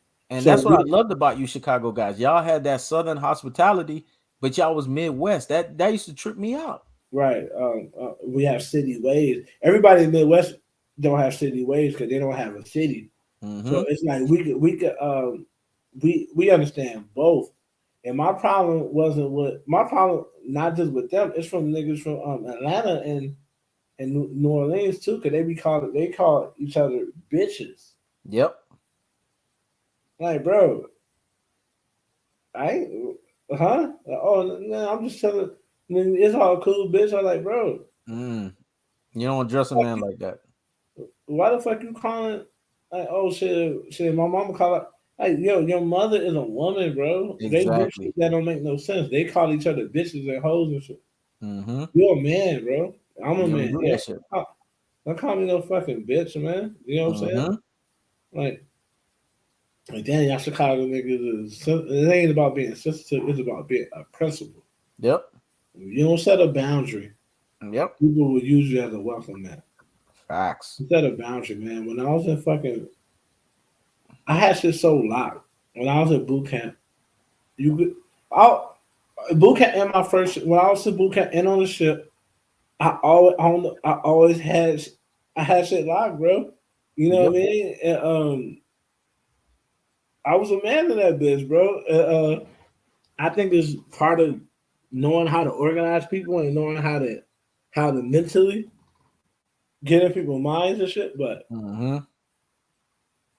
it's just I came in that bitch and because I was already a hustler, already a street nigga, and I was the only nigga that was really. It was two niggas that was. It was three niggas that was from Chicago. The rest of them from the suburbs. Other four niggas from the suburbs. But I was the only nigga that came outside. Cause it's a difference between being in Chicago, living in Chicago. It's a difference between living in the city and coming outside. Some niggas Yep. are some niggas live in Chicago. Some niggas are from Chicago. You know what I mean? Yep. Like you come home, you go in your house, you just live here. Yep. Nigga, I'm from here. I went outside. I earned my stripes. I Yep. went to the park where niggas say you can't come over here. If you from a certain place, I came out there anyway. Nothing's gonna stop me from hooping. Yep. Nothing. I don't give a fuck who I gotta fight. You know what I mean? Exactly. So I came outside. I made my bones, and they could tell I was different from them. So they wanted my admiration, and then with them wanting my admiration, came other niggas that wanted my admiration. And mind you, I'm a street nigga, so when I came to boot camp, uh, I had I'm thinking I was gonna. I didn't know how boot camp was ran. I'm thinking I got this $1,000. I'll be able to spend this on shit I need while I'm in boot camp. But you can't spend cash money in boot camp. They give you these coupons and shit. Mm-hmm. That's your money. And Yep. so the money I had to then make another use for it. Then I started basically bribing niggas. I use that money to bribe niggas Yep. to do shit I want. For the first, I was there 8 weeks. For the first 6 weeks, I ain't had to do shit I ain't want to do. I Yep. ain't iron no clothes, Yep. I ain't fold no clothes, and I ain't shine no boots. Yep. All these niggas was doing shit for me. I ain't had to do nothing. You know what Yep. I'm saying? I already knew how to iron this shit. I already knew how to do everything I needed to do because my father had taught me. But I Yep. ain't do nothing I didn't want to do. I ain't stand no watch either. Yep. I was like, you know what I mean? Then when I ran out of money, I had so much clout. I be like, man, because we had a port watch section, a Mm-hmm. starboard watch section, also a port watch. I had one of the guys said, man, go ahead and talk to the watchman coordinator, tell him I ain't standing on watch. And man, tell him if it's a problem, we could always meet up in the bathroom because I got more people on my side. Because I had all the hood niggas on my side. Niggas Exactly. from Miami, niggas from Houston, and I was the ringleader. I was Yep. like, I ain't standing no watch. I done ran out of money. I said, man, fuck you, bro. I ain't standing no watch, bro. And then and he said, man, I put you on the watch. But I said, man, check it out, man. The last couple of months, you've been taking bribes, man. Mm-hmm. We ain't supposed to do that. You know what Yep. I'm saying? Like, I go down, you go down. You got to find somebody else. I'm asleep, Joe. You know Yep. what I mean? Like, bro, I'm Yep. asleep. I ain't standing no watch. So Yep. I said all that to say, like, there's always was a dynamic with me where people always want Southside niggas always want to compete with everybody else. Westside niggas, we just operate in a way where people want to compete with us.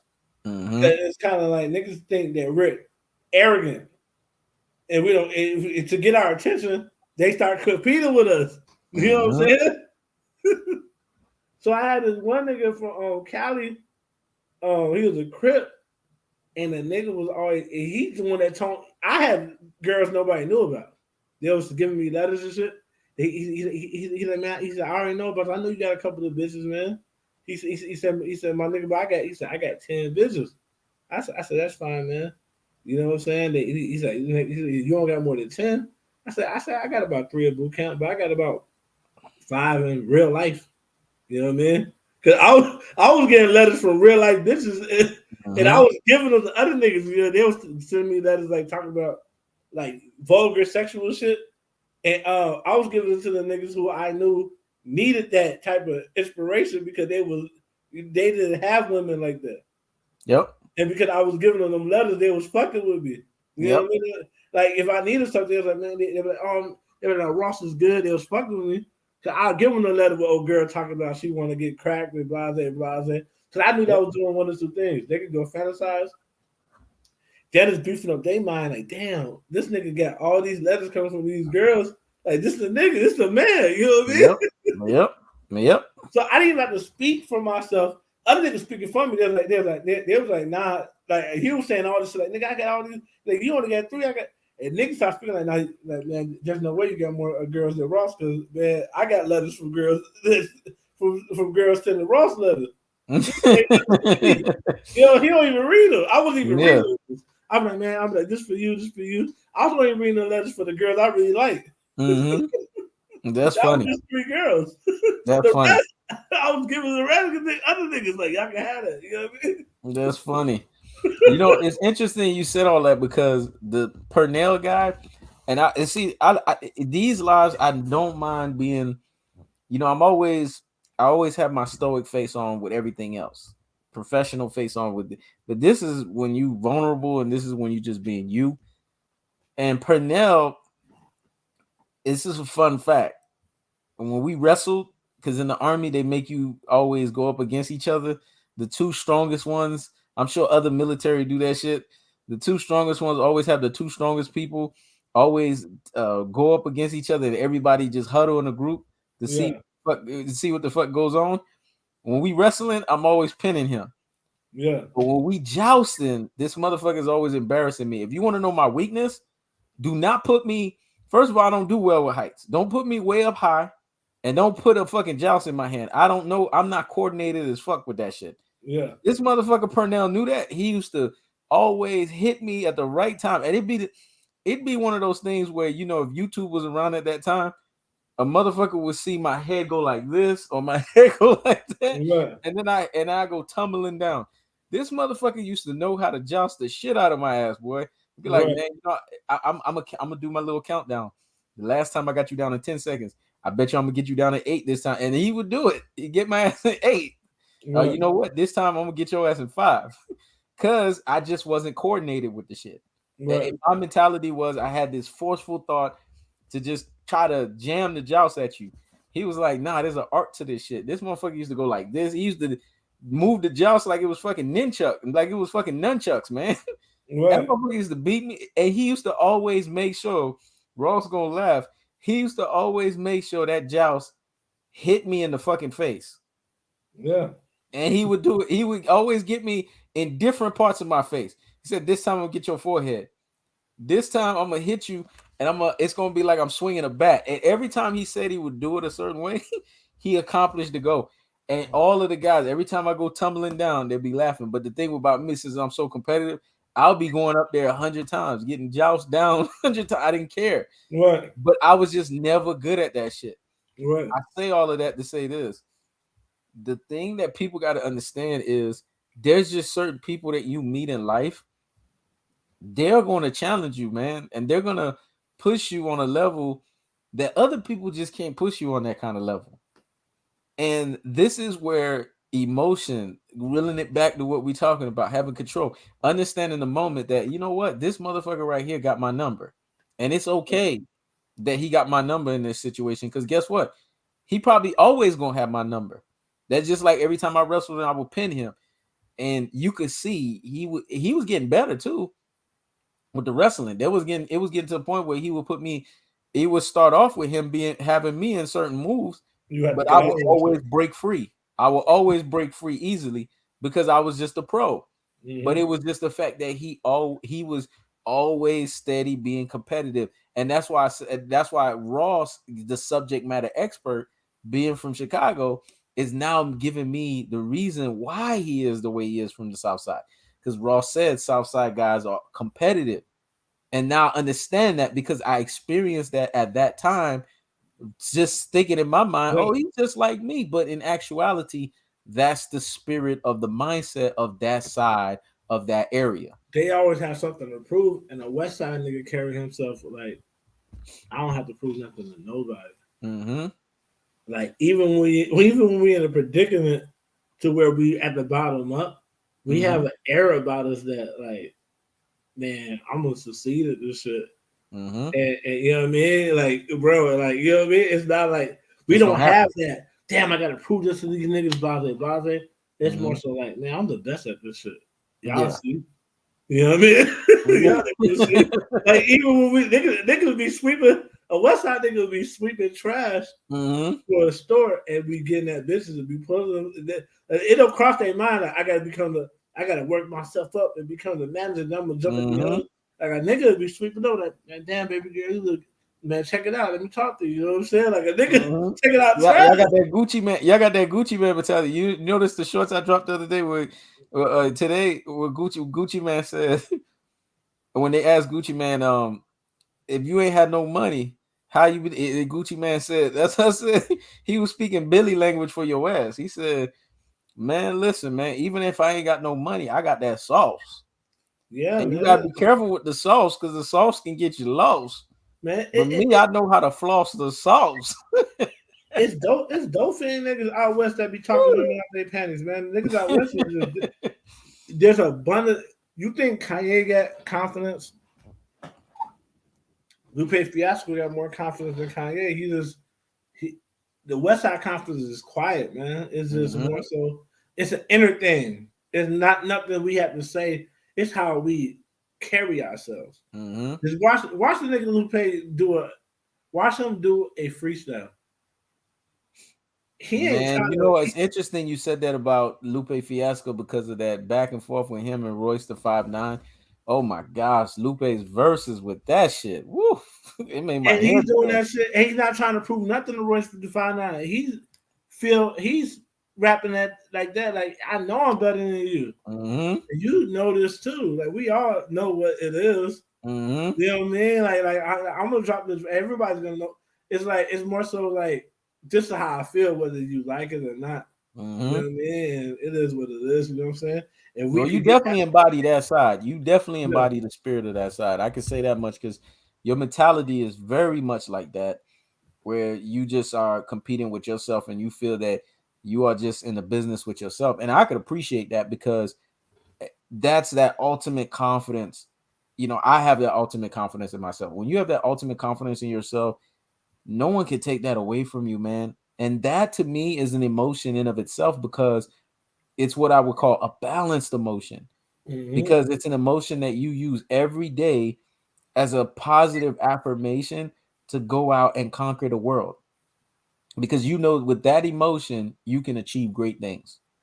The Yeah, greatest people on the planet tap into that emotion consistently and they get to a point where they perfect that emotion. That's what separates them from everybody else. They start perfecting it to a level to where it becomes basically they can shit it out of their ass, yeah. literally.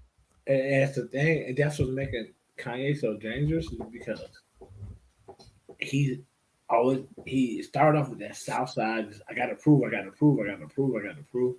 And now he's graduated. I say he's an honorary West Side nigga too.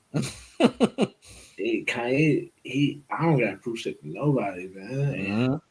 I'm Kanye West, man, bro. Oh, this is what y'all doing with the streamer. That's man, fuck streaming. This what I'm doing. I'm about to make me a gadget, and Mm-hmm. goddamn it, if you want to hear my music, you got to get this gadget. Yeah. I know I'm not gonna get a platinum plaque probably because it's gonna take, but I don't give a fuck because I'm making more money. The platinum plaque is the gas they hit you with, Yeah. right? It's kind of like the Rain magazine pound for pound. Mm-hmm. That's the gas. Yep. The Rain pound for pound is telling people Lomachenko is better than Errol Spence. Which is But bullshit. if Lomachenko and Errol Spence was the same size, Errol Spence would stop Lomachenko. Mm-hmm. Easy. About 8, 9, 6, 7 rounds, he'll get stopped. They ain't the same. You know what I'm saying? Nope. But the gas is you shooting for that and you missing out on the money. Kanye was like, man, fuck a platinum plaque, man.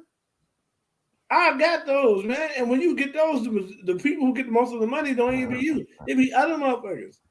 This shit gonna get him the majority of the money. If he just go gold, Kanye West just go gold, that shit will be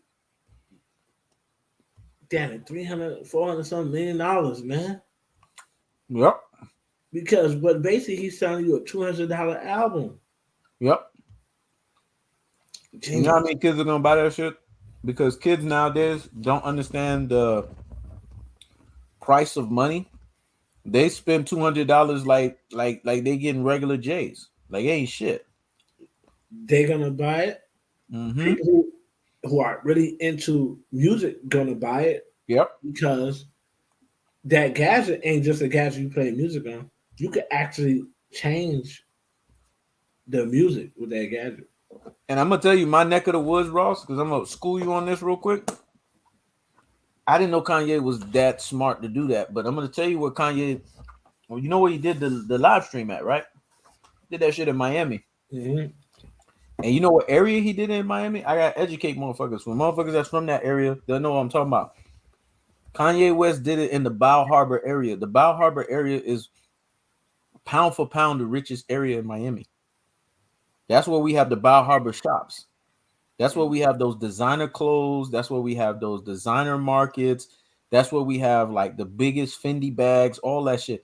He did it in that area. He ate in that area. He shopped in that area with his new girlfriend. Man, she make Kim Kardashian. I ain't gonna lie. That girl got some black in her for real. She make Kim Kardashian look like shit. If they But keep anyways, talking I about don't want to sidebar that one because I know you're gonna talk, but I just want to say this real yeah, quick about Bar Harbor, and then I'm gonna let you run with that one. Bar Harbor is an area. That's when I knew Kanye is a genius because now it's gonna make Ross study up on Bar Harbor.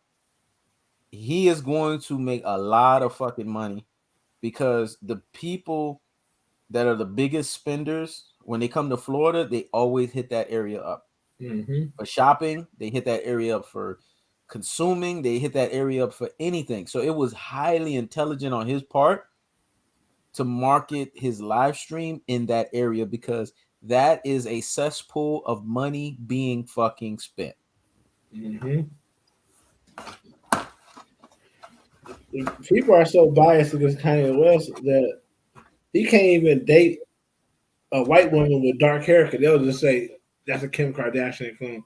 Like, Yeah, bro, there were white women thick as hell with black hair before Kim Kardashian, yeah, and there will be after. Like, yeah. let this nigga breathe, like, bro, let him I breathe, don't man. know why they're saying she's a Kim Kardashian lookalike. She's naturally better than me. Way First of fucking all, better. her ass, just like the other girl ass, is real. Yeah, Her ass and the girl from Uncut Gems ass is real. yeah.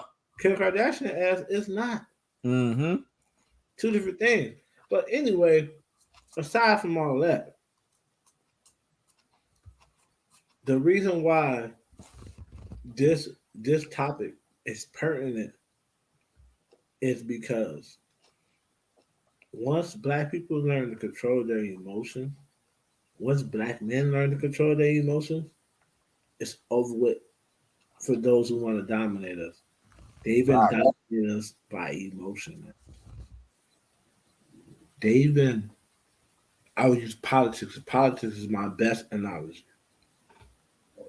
On one hand, they present to you somebody that's abrasive, Mm-hmm. Trump. On the other hand, they present to you somebody who's substantially disrespectful Yep. but smiles and kisses black babies, Joe Biden. Joe Biden. Mm-hmm. Trump has not implemented not one law against black people. Mm-hmm. Biden wrote a whole 1994 crime bill putting black people in jail by the thousands. Yep. He wrote the law. This was when Bill Clinton was in office. Joe Biden was the one that was writing the laws. Yep. He came up with all the shit. Yep. Not only did black people love Bill Clinton, they love Joe Biden, two of the worst Mm-hmm. people for our community. Yep. Why emotionally we attach ourselves to people who don't give a fuck about us? Facts. Every politician should be looked at as the enemy until they do something for our people. Fuck how charismatic they are. Fuck if you like them. They used to play the saxophone when they was in college. All that shit is irrelevant, man. Yep. They played the black community and we fell for it. How many times are we gonna keep falling for the bullshit? Now they got Kamala as the vice president. And they got you thinking you need to support her because she has a tan. She is an Indian woman. Yep. Everyone who has melanin is not our people. Facts. That's the problem with us. Yep. We want to claim people who don't fuck with us. You ever walked into a 7-Eleven or a Dunkin' Donuts where these people were the managers? You ever notice how they treat you? They know you not the same as them. Yep. They treat They you know as that. less than. It's only us who want everybody to want us to love us Yep. and fight against our own. Once we get our emotions together, we gonna be a force to be reckoned with. Facts. That's why this topic is very important. And it's a good topic. Yep. And the reason why it's a good topic and it's important is because what it does is it showcases in society what we as human beings deal with. Every day we deal with emotions. So it's not just a relationship thing, it's just an everyday occurrence on how Mhm. we govern our emotion, how we balance our emotion, and how our emotion on any given day can work in our favor or it can work against us. Every day we have a distinctive decision to make whether the emotions we make, the emotions we use in that moment is going to work in our favor and it's going to be reckless and it's going to make us do dumb shit, or if we're going to do tactful and reasonable shit and we're going to be balanced in the way that we govern ourselves. When people are dumping on Mhm. you, there is such an emotion that you can use to where you can just keep letting the stones fall on you to the point to where the stones start feeling like roses. That's an emotion that you're using at that point because you're choosing to basically be fluid. You're choosing to be like water. What I find so interesting for water is water can't be defeated, man, because water can take on any fucking shape.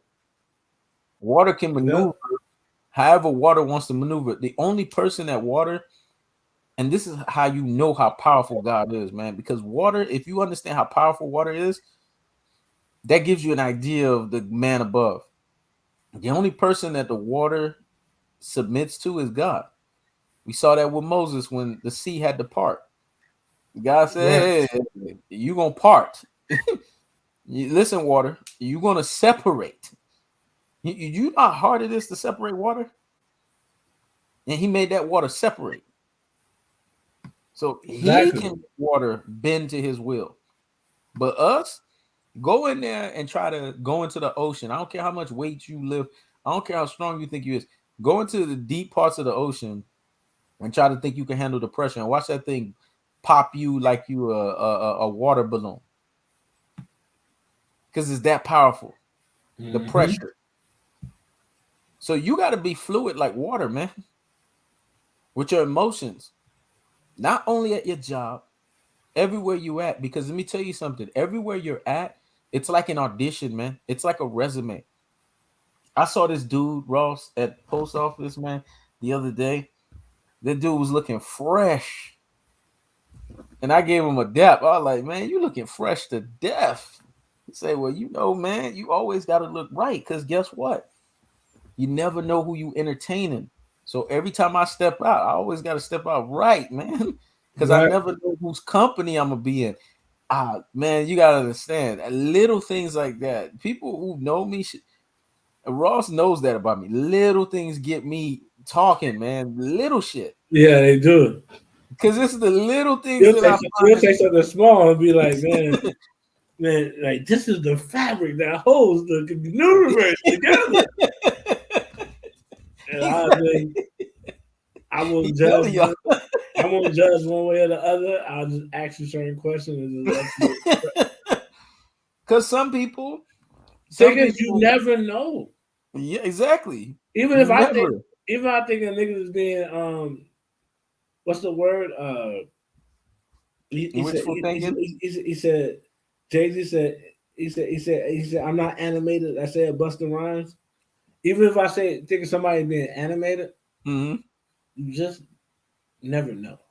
You never know. So you need to let people just express themselves. And Yeah. if I don't agree, I know how to agree with people to where they don't feel stupid. Hmm. And how to disagree with people to where they don't feel not heard. Yeah.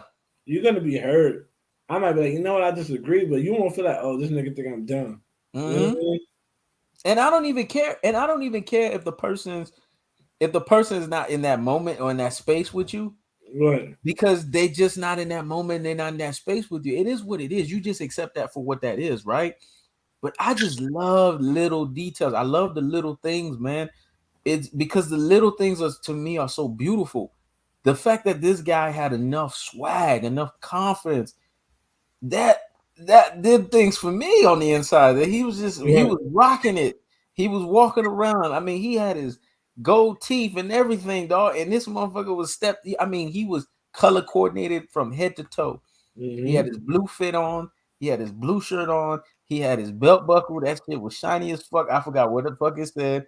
He had his nice blue jeans, crispier than a fucking three piece. That motherfucker had some Air Force Ones, and he was looking fresh. And he was walking in the post office saying, "Look, man, you never know who you're gonna entertain. So every time you step out, you got to be fresh." Yeah. Yeah, that dude, the dap, that pound was so powerful. It felt powerful because Yeah.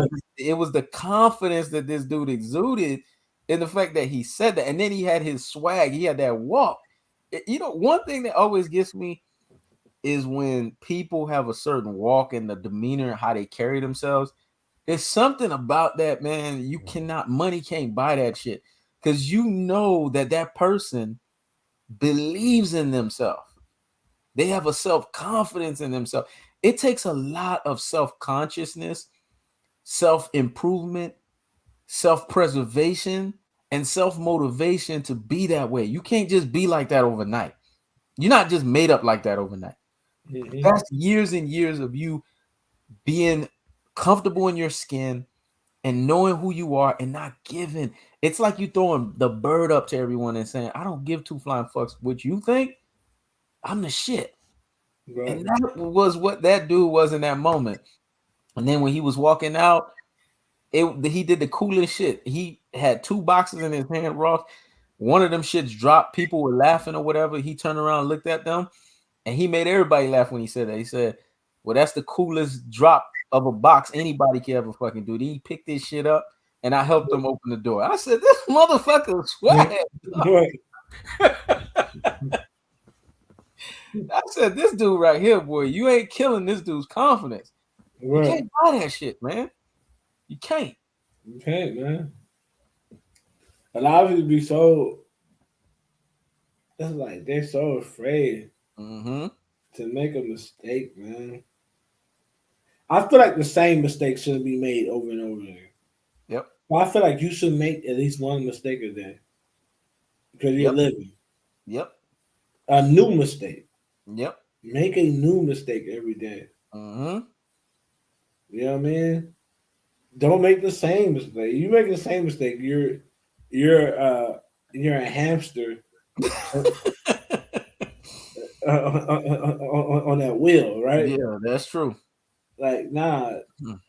make a new mistake, man, Yep. because that means you're trying new things and you're trying to figure shit out. You know what I mean? It's Mm-hmm. fine to make a new mistake, or you know what I mean, or get a new problem, the same Yep. problem. I don't the people who irritate me aren't the people who come to me with problems. I like to figure shit out. I like to help people reach the next level. I get satisfaction with giving people sound advice because I've Mm-hmm. always been in a leadership position. Always. And when you're in a leadership position or people view you as a leader, they'll come to you for advice. Exactly. And in, in my circle, organized crime, sometimes you gotta sit and you gotta mediate a argument between two friends Yeah. or two brothers, street brothers, right? And Mm-hmm. you have to meet these niggas want to kill each other over something stupid. And you gotta mediate and you gotta tell both of these niggas they either right or they wrong. And you gotta know how to you gotta it's a lot of things going on. You gotta know their temperament. You have to know how to say this shit. Yep. You have to say it in a way to where you're not kissing their ass, but at the same time, they still respecting you as the man, but you not stepping on them. It's a lot of shit to take in, man. Yep. It's a lot of shit to take in. But as a leader, what you want, what you would prefer is these people not come to you with the same shit all the time. The same problem, you know what I mean? Making the same mistakes. That's an issue, man. You know what I mean? You should be making new mistakes. You should be running into new problems, right? Yep. That means you're growing. Should be new. It should be new doors you can't get open. Not the same fucking door I told you about 2 weeks ago. Mm-hmm. Man, I told your ass, man. I told your ass this is what you got to do. You know what I'm saying? Exactly. Like, at what point you gonna fucking do what you need to do? You know what I Yep. mean? Yep. Because at the end of the day, you gotta be moving one step forward. Like you can't be stagnant and you can't be going backwards. That's what the evolution of life. Life is all about progression. And if you're not progressing, you're regressing. There's no such thing as just being still. You're Right. either going forward or you're going backwards.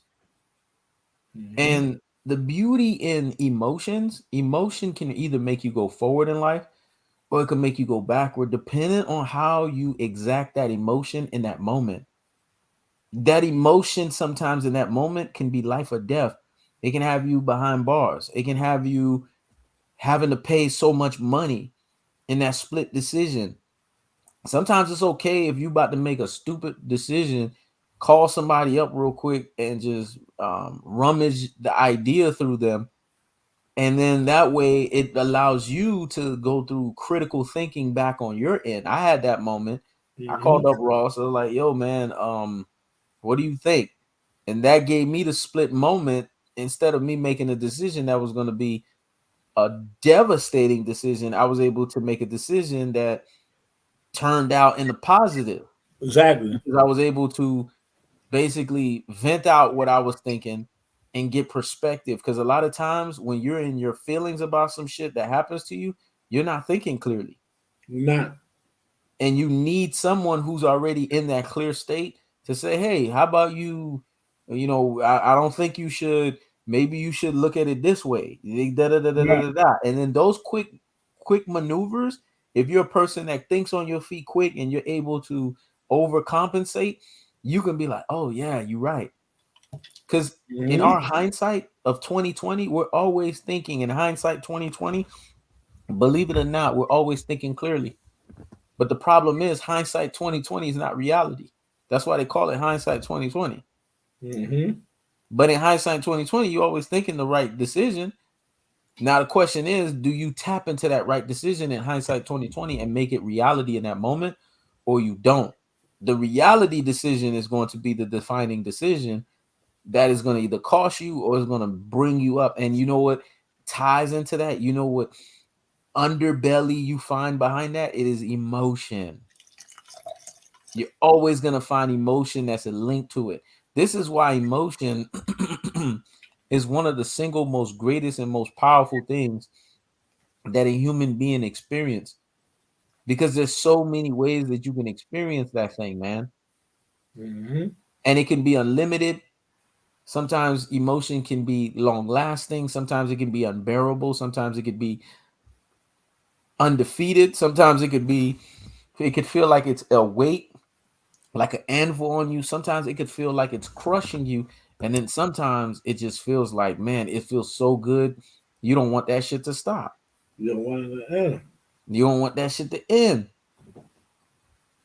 So we're saying all of this to enlighten you guys and make you guys see the bigger picture here, that emotion as it relates to the man, the male species, women, the female species, as the man, it is your job emotionally to apply emotional intelligence and to control your emotions Right.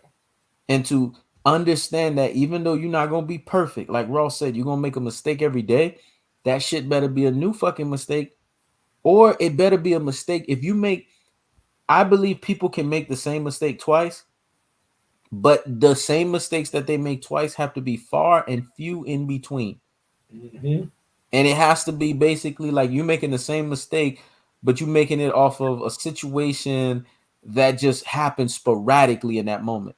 You can make the same mistake twice in that moment because it's happening so fast that you don't have the time to think, and then boom, some shit happened, and then you are just kind of caught into the moment, and you're not making the mistake because you're just blatantly making it. It's just in that moment you're not thinking everything through the way you should, and then the mistake happens. That Mm-hmm. is an exception to the rule. But making the same mistake over and over again, like a hamster in the wheel, that's a fucking problem. Because we Yeah. all know if you keep running that wheel like the hamster, eventually your heart's gonna explode. Yeah. That's the So we truth. hope you guys were enlightened. We hope that you guys got the message, and we hope that you guys got the understanding of emotion as a male is pivotal, it's critical, it's crucial to control it, because when you control your emotion, you are a controller. And that's what you created as. You're created to control. When God said, be fruitful and multiply, subdue the earth, he's talking about it in the realm of being a controller. Mm-hmm. Man had an infinite ability. You got to understand the power that man had. Man who named animals. Animals are named because of man. We named them. We were intelligent enough to say, you're a fucking elephant. You're a fucking lion. You're a fucking tiger. You are an ant. Do you understand the level of control in emotion and intelligence that you have to have in your emotion? Because intelligence is an actual emotion in of itself. For you Mm-hmm. to sit there and to name these things. So with you having that power and that ability, you also have to have the same power and the ability to control yourself. Because in the New Testament, it says that God hasn't given us the spirit of fear, but a spirit of power, love, and of a sound mind. Power, love, and of a sound mind. Power in the sense of the ability to call things into existence. Love in the ability to use the perfect emotion of love. Love is a perfect emotion because with love, there is no bias, there is no discrimination, and love is an emotion that can make the strongest people the weakest people at the same time. Mm-hmm. Because love just doesn't discriminate. There's just something beautiful about love that brings everybody together. And sound mind. Why sound mind? Meaning, like Ross has been preaching and teaching to you guys this whole time, doing things in a tactful and in a balanced sense, doing things in a way to where you're not recreating bad situations. The Right. definition of insanity, doing the same thing over and over again, expecting different results, but doing things to where you're showcasing that you have some kind of understanding and some kind of sense of, I got this under control. I got this under my wing. I know what I'm doing. And Mm-hmm. all are in those positions. This is why I tell people, you see the way you are at work, implement the way you are at work in a lot of other areas in your life, and you're going to see how much more powerful you can become. Because we are usually our best versions when we're at fucking work. I don't know what it is about that shit, but when motherfuckers work, they're You know there. what the fuck it is. Mo- Motherfuckers, they're slaves of power and they're slaves of money. So they act right. They be afraid. Yep. You're afraid of that white man, so you act right. If you're gonna treat him, Hmm. you need to treat your brother, your people who look like you with the same amount of respect. Exactly. You can't go to work and this nigga talk to you any kind of way. You're like, yes sir, no sir. And Hmm. then in the street, a nigga mistakenly bump into you, you shoot the fuck out of him. Yeah. That don't make no sense. That's a Exactly. mental block. Yep. That's a worship of one person and a blatant disregard for another person. Exactly. Except for your enemies is mixed up and your people is mixed up. Facts. You have to get your shit together, man. Yep. Um, And that's these, why this dude dropped this comment in one of my videos. It made me laugh because when I read the comment, I couldn't help but to laugh. He was like, "Man, you used to be a great boxing channel," and I'm like, "I'm not a boxing channel." I didn't respond to him because there's just I'm getting to a point where well, responding to you people. was never a boxing channel. You was a sports channel. Exactly. I Yeah, you know I never I'm getting to a point to where responding to me is getting to a point where it's becoming such a headache that even if you drop a good comment, no disrespect for people that's listening, I just don't respond. I think that's time and energy that I don't really don't need to exacerbate. If you drop a good comment, then let other people comment up under the great. Your great comment in of itself doesn't require my time and energy. It is the time and energy. And right. if you drop a bad comment, I don't need to sit there and waste my time. But this is what he said. You used to be a great boxing channel because you used to talk about Earl Spence. You used to get after Canelo Alvarez. You need to get back to that, man. You need to. And this is the problem with subscribers and these types of people. They always want to tell you how to move the vision of your fucking channel. Well, you need to get back to that, and you need to, separate other content and put it on another channel. They mar- Motherfucker, they're marginalizing you, and now exactly. remember there was a part of you. How can I say this to be fair to you? You've Just say, always hey, you know me, man. You can give me that shit straight. no I no don't no give a no fuck. no no no. But I always give it straight. But like I said, I'm a man who chooses words Hmm. very carefully all the time and real carefully when it's somebody I fuck with. Yeah, You always a person who understood that Kanye West makes good music and is a genius. But yeah, there were certain things he was moving, you was like, this nigga's tripping, bro. Like this nigga blah blah blah mhm, blah blah blah. And then it was never ill advised, it was never done.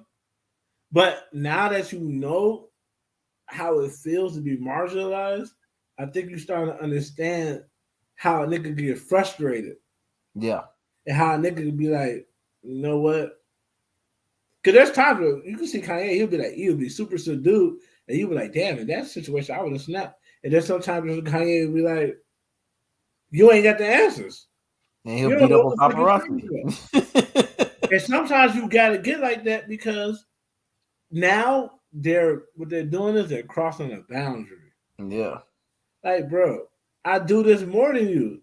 I do this more than you. How the fuck you gonna tell me what I need on my? You don't got no page. yep, You don't got salute. You don't got no page. You don't got no subscribers. This is not the knock you because you don't got no subscribers. But how the fuck you gonna tell me how to run a YouTube channel? You ain't got no channel. exactly, Like, check it out, bro. If you guys were supporting that, you will have more of that. exactly. I'm still gonna do my own thing, but you will have more There of you that. go. You wasn't supporting it. And now you want to tell me to do more of it. Exactly. How about you sit back and just fuck with whatever I give you? Because check it out, man. If you want to hear somebody saying some shit about Canelo, you can find that. You always find it. Go to your go to your nearby YouTube channel, your Spider-Man YouTube channel. They're talking about it. Right. If you want to hear Spence, you can find it. I Yeah. was you are the foremost guy on Spence. Mm-hmm. All of a sudden, you doing new shit, and now niggas want you to do Spence. I've been Yeah. doing Spence. Where the fuck was y'all niggas at? Exactly. You know what I'm saying? Like me personally, I'm always gonna do Lamar Jackson, but I can't do Lamar Jackson every day because people get tired. Yep.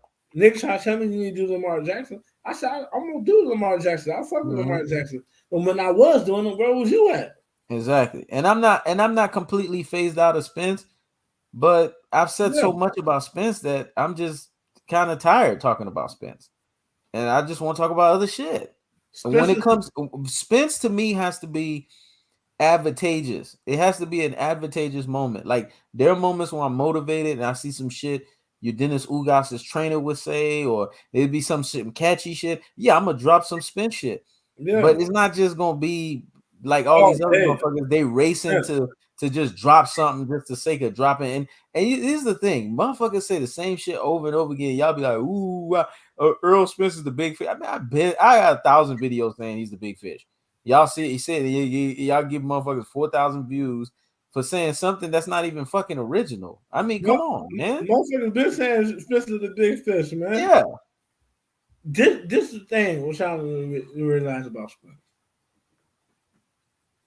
and about boxing. Period. Boxing is a niche sport. mm-hmm. It used to be a major sport. They got tired of seeing black men beat the hell out of everybody else, Yeah, so they stopped covering it. They used to cover boxing like they used to cover baseball. It used to be free. mm-hmm. It used to be on free TV, and you got paid by the ratings, right?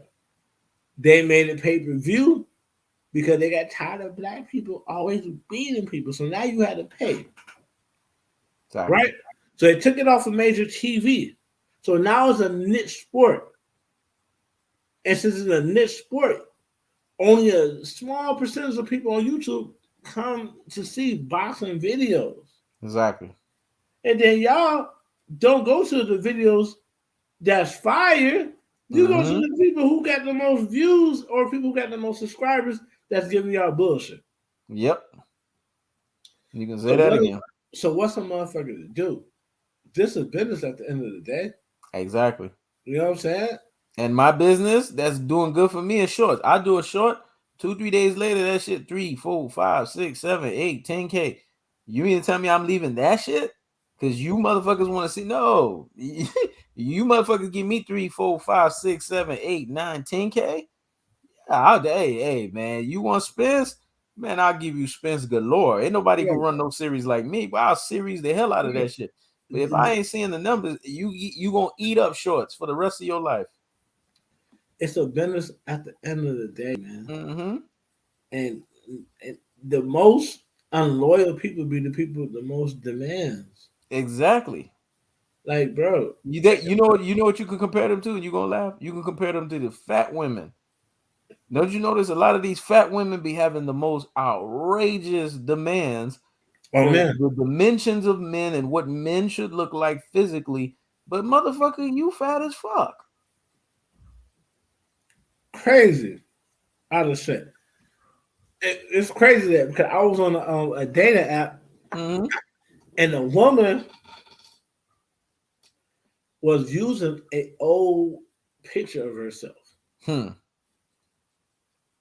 An old picture of herself, she was super thick, bad. That's one reason why I had got in her inbox. Mm-hmm.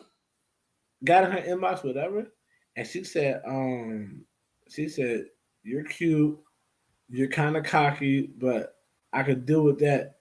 But you're only 5'11". I usually deal with men 6 feet.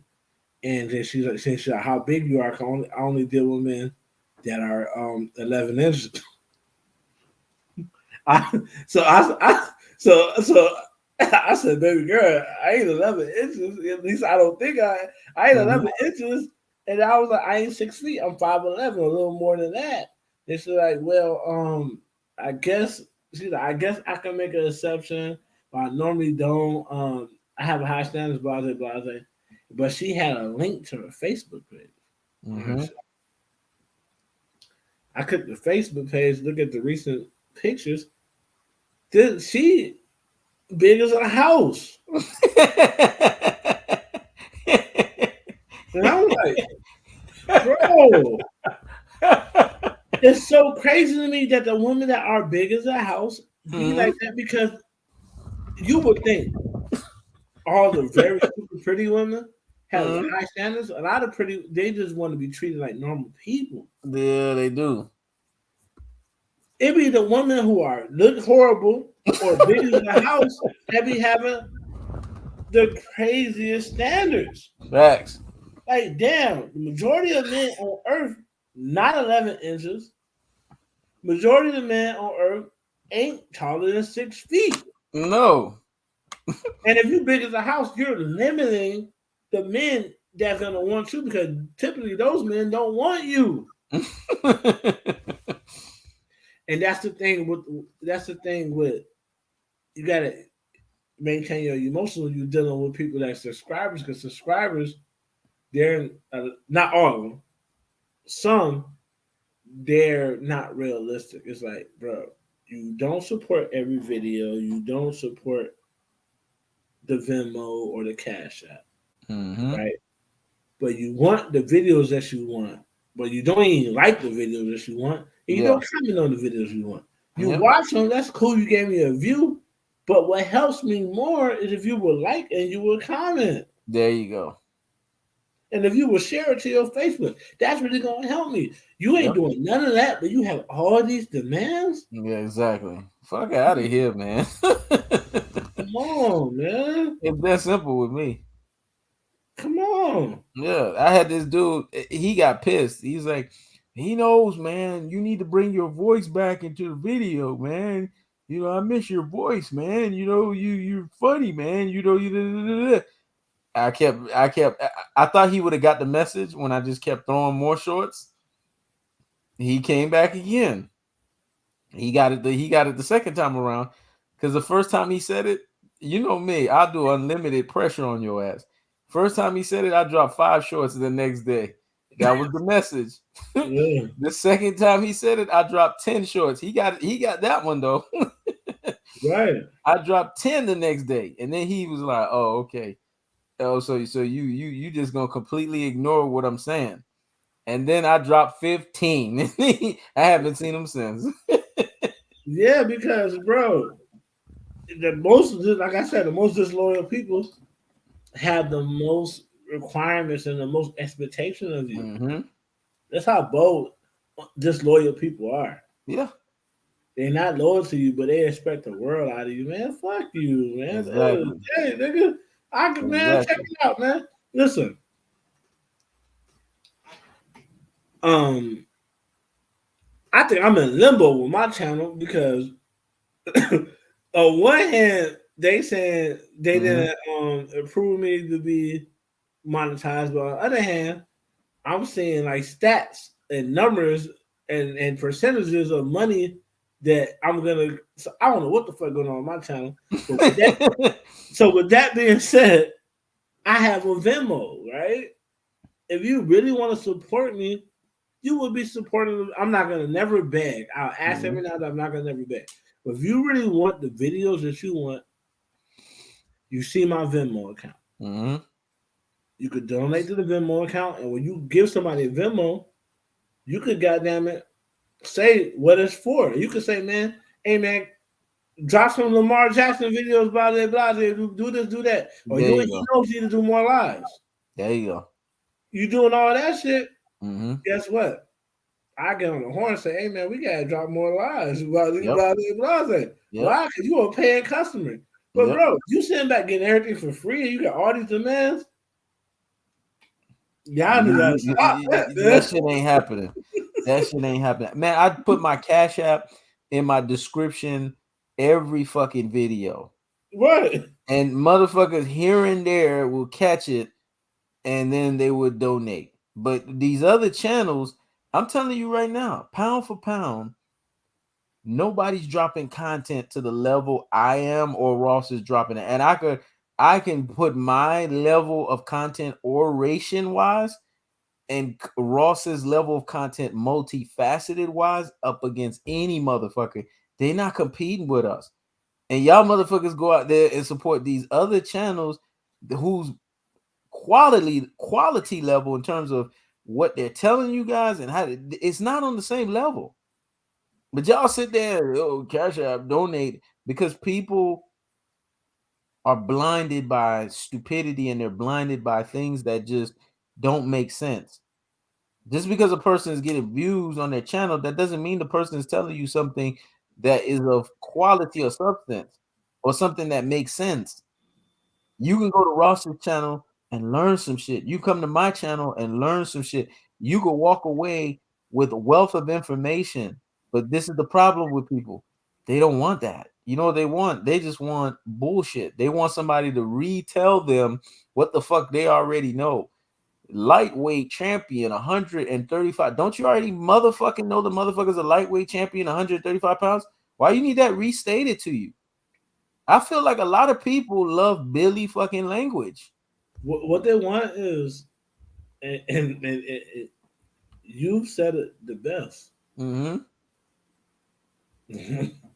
What a lot of people want is bullshit and fuck shit. Yep, I always say that shit. That bullshit. Fuck shit is goofy, irrelevant shit. Is in my opinion, fuck shit from niggas in the South that say it is bullshit. It don't mean it. It don't mean anything to nobody, right? You know what I'm saying? You know what I mean? Some of the South niggas fuck shit is gay shit. Yep. But for some of the South niggas, fuck shit is just anything that's a waste of time. Exactly. So, bro, check this out, man. Like, I have nothing. Anybody who ever view my channel, whoever hit the like, whoever hit the comment, whoever hit the subscribe, whoever shared to their Facebook, I appreciate everybody. But if you're not donating, because this time is money, right? That's in anything. Time is money. That's the streets. That's corporate America. That's basketball. That's football. That's economics. Time is money, right? Exactly. And you want niggas to spend their time to give you the video you want, but you don't give them the money to give you the exact video that you want. You're out of pocket. You want a video on a topic, but you don't donate to this guy. You're out of pocket. You should be accepting whatever comes from the channel. Whatever comes from the channel, if you don't like it, you can just not look at it. Exactly. But you want specific. You have the audacity to ask for a specific topic to be spoken upon. Yeah. But all of a sudden you can't read when the Venmo when the Venmo and the Cash App get presented, you can't read and you can't donate.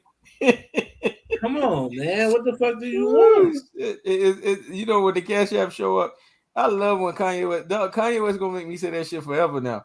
If the Cash App show up, a fucking Venmo show up, niggas speaking Billy language. You know what I'm saying? Like, bro, niggas on that Billy language shit, though. You can't have the demands and not people who have a lot of demands, legit demands, normally have broke off a lot of bread.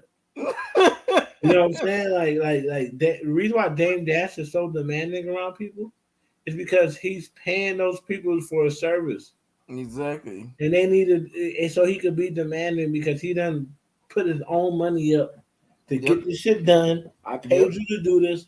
This is what I want from you. Yep. You can't be demanding of a YouTube channel whom you're getting something for free from. Exactly. It don't make no sense. You want the video, motherfucker. You drop the money in the Cash App. You might not get exactly what you want to hear, but at least you'll get the topic that you want. Exactly. And depending on the Cash App, you drop 100, shit. If you drop 100, you get my fucking attention. $100, and you could go ahead. You want a specific video? $100 will get you specific video. Hey, look here.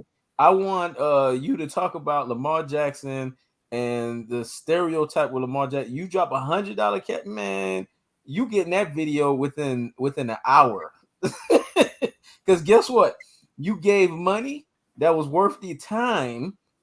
Because motherfuckers don't make $100 an hour. That's lawyer type shit. You gave $100, shit. You getting that video cooked quick, fast, in the fucking earth. You just shot me 100, and mind you, if it's against my principles, I'm not gonna say what you want me to say against my principles. Exactly.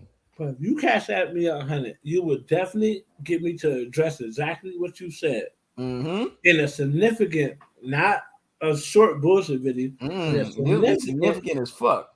In a significant quality video of me at least attempting to hit the bullet points that you want me to hit. Exactly. I'll give you 7 to 10 minutes. That's quality right there. You get 7 to 10 minutes. But you're hitting me up and you're like, bro, we really missed the Lamar videos, and I'm looking at half the videos, and only half the videos did more than 500 views. Exactly. Like, bro, how you miss the videos? Y'all not even looking at the shit. These niggas be speaking Billy language, though. Y'all not even liking the shit. Exactly. Like, bro, at least share it to your Facebook. Yeah. Y'all share everything else in y'all shit. Y'all share goofy dumb shit from Nick Cannon videos and Wild 'N Out. I don't even like likes no more. Because a lot of niggas will just hit a like on your video and they won't even fucking watch it. And we know you ain't watching it because we be looking at the fucking watch time. Fuck that shit. I would prefer you give me a watch time over a like. That's more significant. If I had to choose, yeah. If I had to choose, but me personally, the niggas that's making all the demands, I need more than that. Yeah. Watch time, all that shit don't mean nothing, man. You see the Venmo and the Cash Apps. There you go. You got demands. You know what I mean? Demands come with money. There you go. You know why? That's why we notice we ain't paying. We see y'all in the comment section, but we ain't paying attention. You want us to pay attention? Cash App, motherfucker. Venmo. You know why I'm so demanding in a relationship? Because typically I'm the one footing the bill. Yep. As long as I'm footing the bill, shit gonna be done my way. Exactly. I'm demanding. I'm like, yo, man, I don't want to eat that. Yep. I ain't eating that shit. Yo, we had chicken 6 days straight. Yep. I ain't buy no steaks in there for you to keep making chicken. Steaks straight. And you could do that when you paying for shit. Exactly. You come on my channel and say, man, don't drop that no more. Drop this. Who the fuck is you? What? You know what I'm saying? Who the fuck is you, bro? You're not doing that for this channel. Exactly. You be saying that. You know what I mean? You see, this is some shit. This is some elongated shit that I've been feeling. Ross has been feeling. We've been feeling this shit, and we want to let you motherfuckers know. If you motherfuckers are feeling some type of way, and you motherfuckers want to get our fucking attention, and you motherfuckers want to get what you want, start doing what y'all doing for these other chong fucking channels. Y'all come into the shit. I mean, these motherfuckers, this is how disrespectful they are, Ross. Because you've seen it, I see it. They go to these other channels, salute, $50. Right when they saying salute, 50 coming out of them.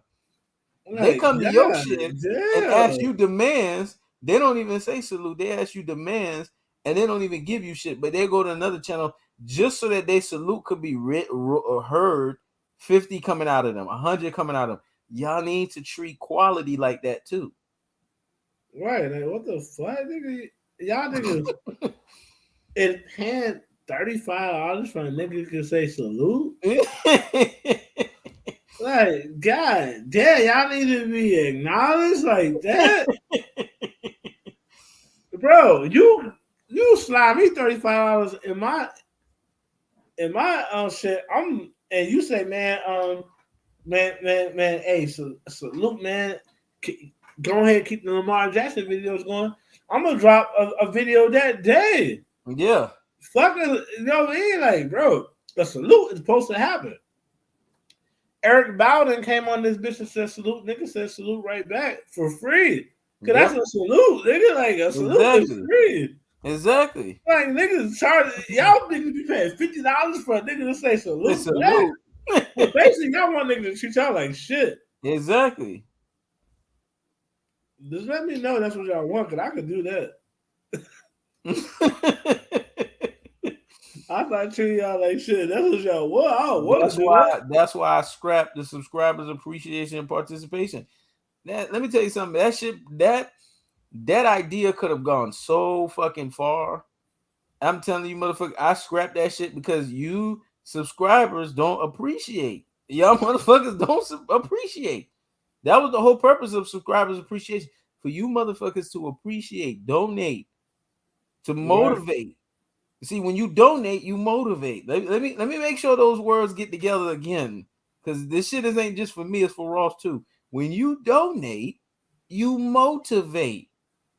Sure the fuck do. But if you don't donate, there ain't no motivate. So there's gonna be what we give you that's innate.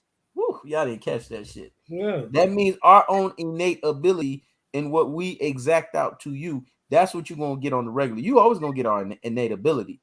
But if you donate, then the innate ability is motivate. So when it's motivated, then it's gonna tailor to some of the shit that you want to fucking hear. Now, here's the caveat.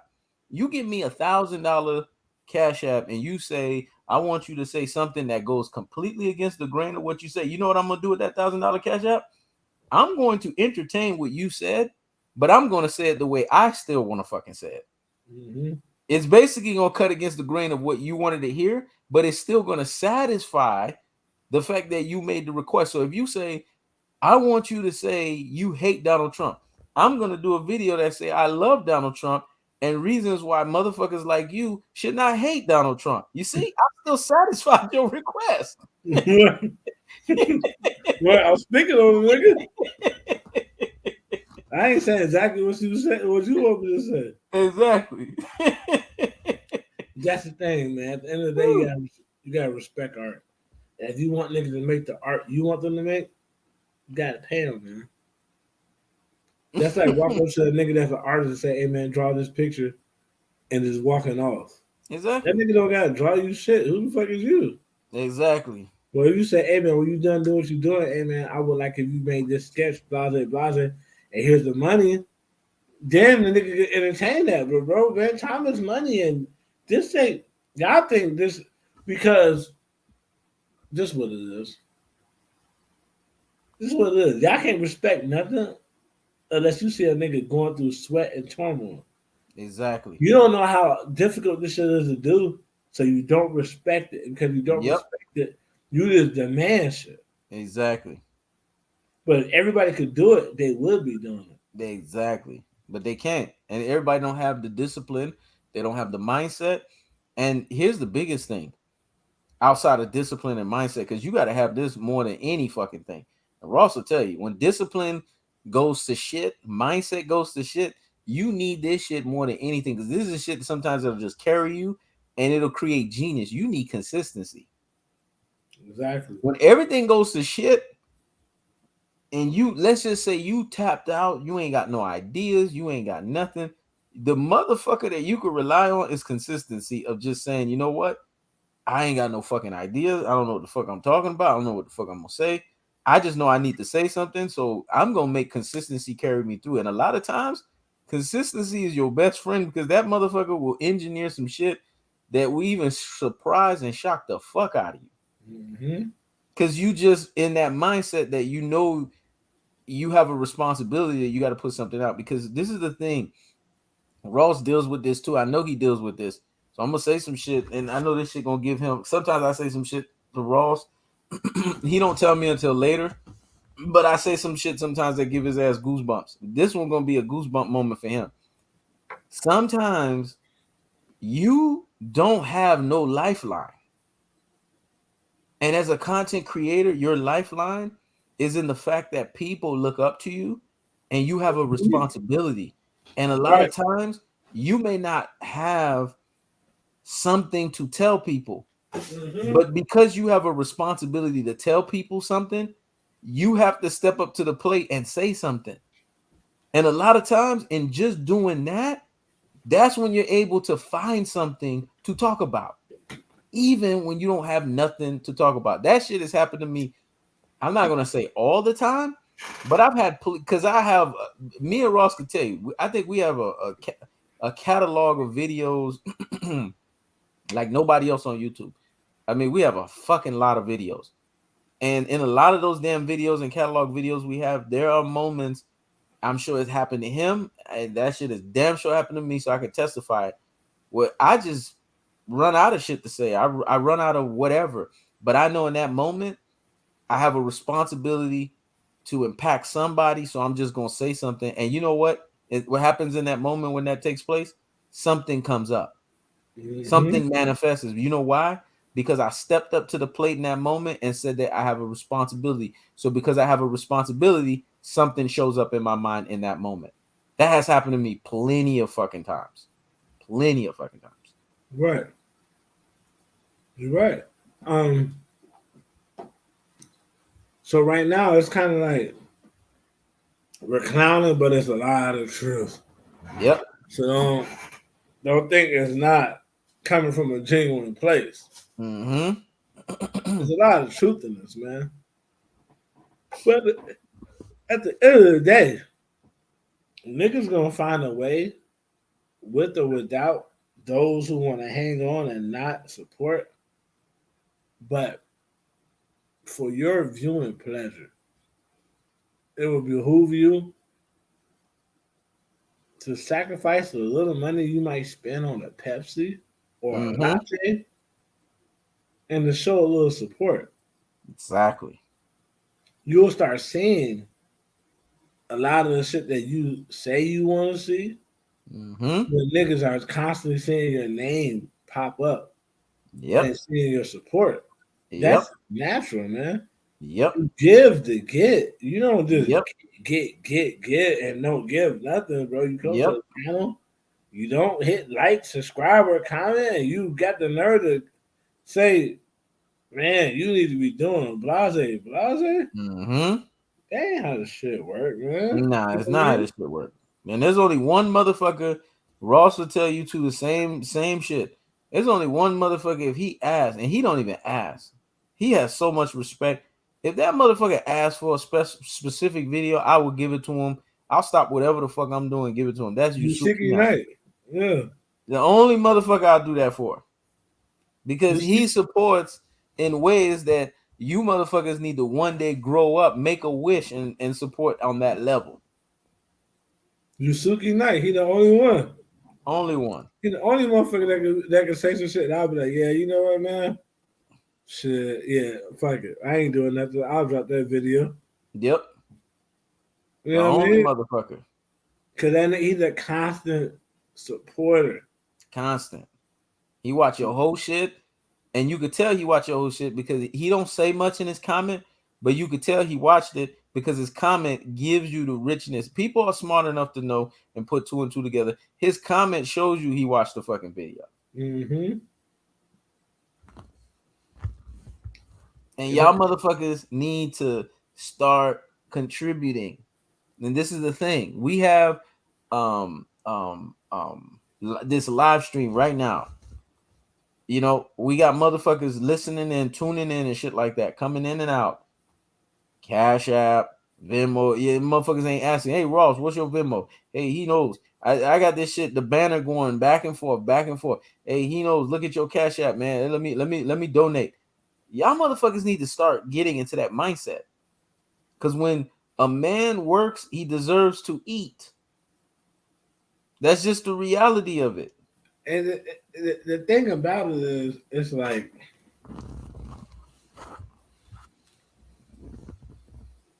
I guess it sounds selfish because of how we coming at it, but it's more so It's not even just us. When you're on YouTube,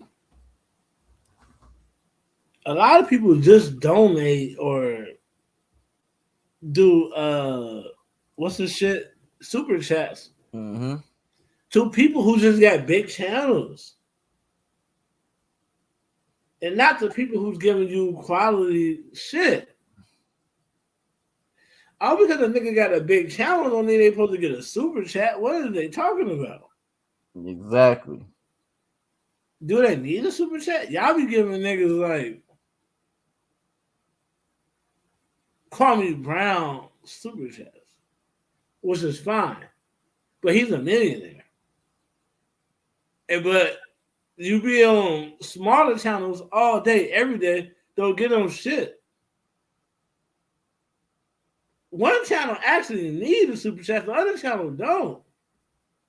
One channel actually giving you like shit to think about. The other channel is giving you shit to think about every now and then. It's like give the people who give you the actual quality their worth. Yep. Point blank. Period. If I drop a video, Exactly. if I drop a video, you get nothing from. They'll give me nothing. But if I drop a video that got you talking around like, man, that's some of the realest shit I ever heard. Please, thank you. Or you on my community post, and you know you talk. Oh man, you the only one that represent. Hey, bro, show me I'm the only one that represent. Because so far, what I'm looking at, y'all blessing niggas depending on their subscriber list. You know what I mean? And it shouldn't be that way because everybody who got a lot of subscribers ain't necessarily blessing y'all with the knowledge. Yeah, the way I see it, anyway. Exactly. And you know, it's interesting that you said that because the funny thing about it is what people got to understand, bro, is you as a subscriber, you as a watcher, you have a responsibility. Mm-hmm. Your responsibility, whether you subscribing or watching, is to say something. I used to love the days when people that were subscribers in the years of 2019, the shit started tapering off in 2020, but I could say 2022, 2018, subscribers and watchers used to have some level of respect to where they come on your channel and they at least drop a comment. Mm-hmm. They weren't lazy about the shit. They at least drop a fucking comment. Motherfuckers, I don't know what happened because I'm not around you YouTube motherfuckers every day. I don't know how you think. I don't know how you opera singers think because y'all go opera singing everywhere. Y'all motherfuckers, you you can't trust you past the fact that you can throw your ass because you'll be on my shit. Yo, he knows. And then you go to another channel. Fuck, he knows. And you go to another channel. Fuck Ross. Yeah, go to another channel. Man, Ross cool. That's type of motherfuckers y'all are. So with knowing that shit. I can throw you. I trust you motherfuckers as far as I can throw you. But there was a decency element to y'all that was good. At least y'all drop a comment. Now you motherfuckers just do a like. It's like you've gotten so self-entitled. You just do a like and you think that's your time. No, no, motherfucker. I was about to say no, bitch. I was about to Right. say that shit. That's how a little nerve I am about the situation. I was about to say no, bitch, but then I realized Ross is right. You don't call another man a bitch, Right. so I'll Well, take that back. it could be men, so you don't know who you're talking to. Exactly. So I'm being respectful. I'm being respect. You see, even in this live, I'm learning. I'm being respectful.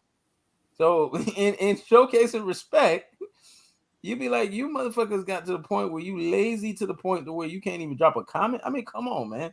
Y'all need to get back y'all standards. Drop a fucking comment. What the Right. fuck is wrong with y'all? You know what I mean? The thing about it is like this. This how they view it. They be like, niggas do everything for visual, and they're gonna be saying they'll go on a bigger platform and drop a comment, hoping somebody else. So they know there's a lot of people on the video, and they just want to be seen. Okay, it's not more so what they have to say; it's more so who gonna respond to it. Yep. So they'll go in a Breakfast Club and drop a comment, They be like, oh, at least three. At least I know somebody gonna see this and somebody gonna respond. They won't drop a comment on your shit because they feel like you don't get that many subscribers. Nobody gonna say nothing about it. But at the Mm-hmm. end of the day, you have feelings towards what you just seen, but you're not gonna say your opinion because you don't think other people gonna see it. That's weird to me. Whether I'm on a small channel or a big channel, I'm gonna say what I gotta say. If I feel I need to say something, I'm not gonna not say something because this guy only got 2,500 subscribers. If you say something I agree with or don't agree with, I'm gonna speak my mind. Same way I'll speak my mind on a Joe Budden podcast or anything else that's viral. Exactly. Your opinion should be your opinion regardless. And that's the issue. And it's funny because um motherfuckers, and this is the thing, bro. They don't get this shit. Motherfuckers don't understand that me and you, we work hard. Mm-hmm. There's a lot of behind the scenes shit, man. We gotta tag fucking videos. We have to have the creativity to engineer the fucking videos. Then when the video's engineered, then motherfuckers gotta sit there, whether they're in their car or whether I don't know how your base is in the military post. But motherfuckers gotta wait till the shit load. Sometimes you in the wrong cell tower. The shit ain't loading right. Right. Y'all motherfuckers don't understand, man. Just to get a video up, everything, and then you got to make sure the description is thorough. You got to make sure the title's on point. You got to make sure you got the right fucking thumbnail. Then on top of that, you got to tag that shit. Y'all motherfuckers y'all don't even understand half of this shit. And I Then can see why it's not for everybody because everybody don't have that discipline to do all of that. They just want to click and watch. mm-hmm. And when you see people go out of their way to do all of that for you, for your entertainment, the first thing you should do before you show your goofy looking profile or show your goofy looking face, because a lot of these motherfuckers be looking goofy as hell, donate. Donate. I'm going to say that again. Donate. Because when you Right. donate, you motivate. You're going to start hearing me say that shit more and more often. And you know who ignited that shit? Ross, because he brought up the topic. When you donate, you fucking motivate. Exactly, man. So yeah, so So we're today gonna leave with this, man. And I'm gonna say this because I want Ross, if he has anything to say on this, I'm sure he's gonna say this. But we're gonna say it again because we burned out the emotional. Fuck that shit. Ross motivated me. That's what I'm talking about. Donate to motivate, man.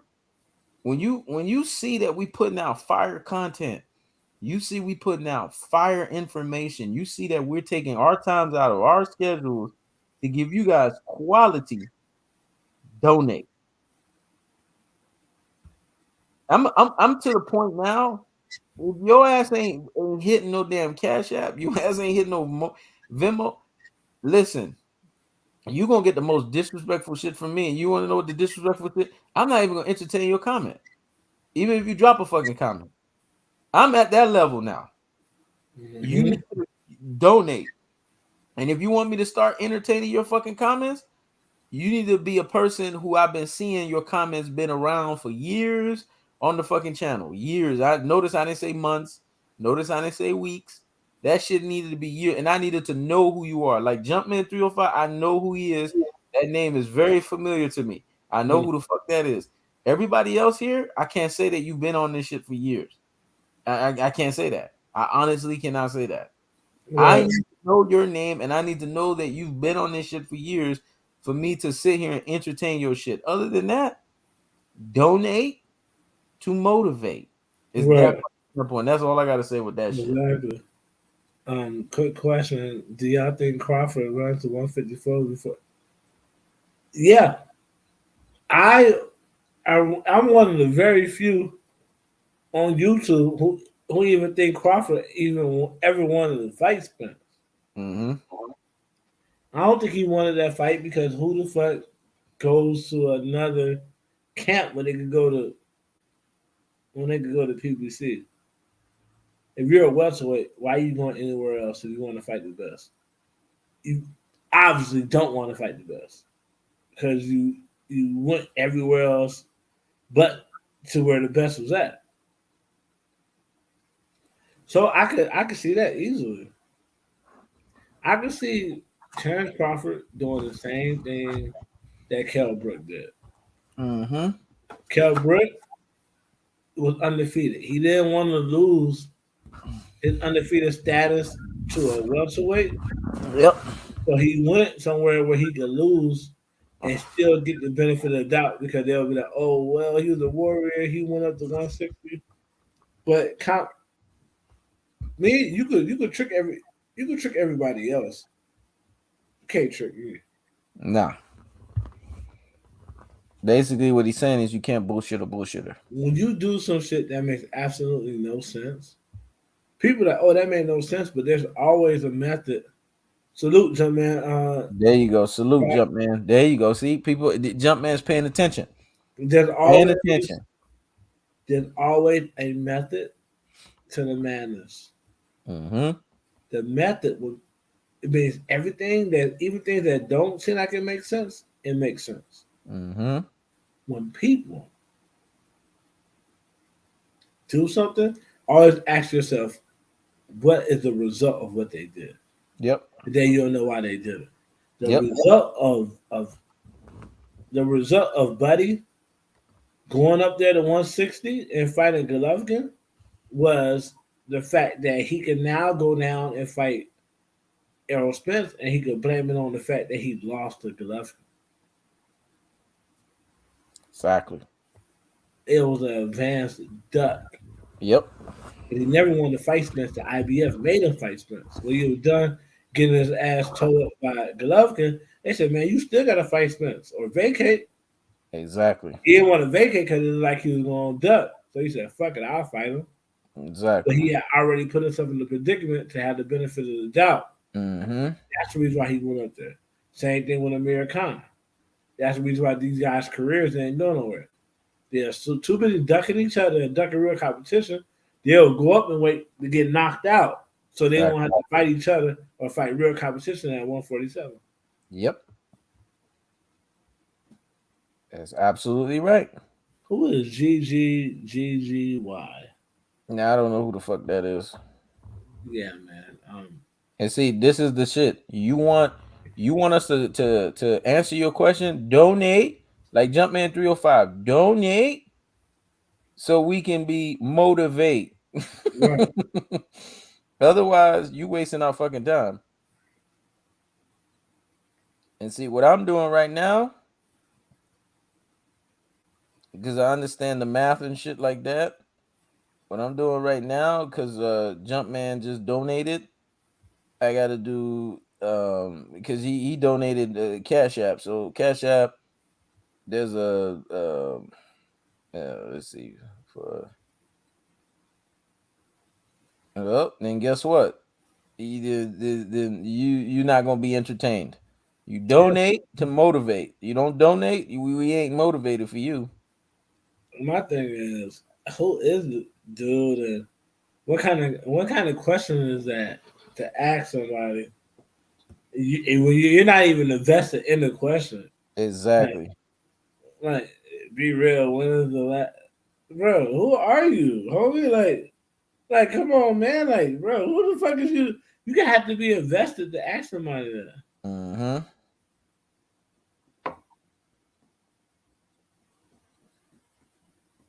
I think I'm the greatest of all time. That's what I think. I don't know.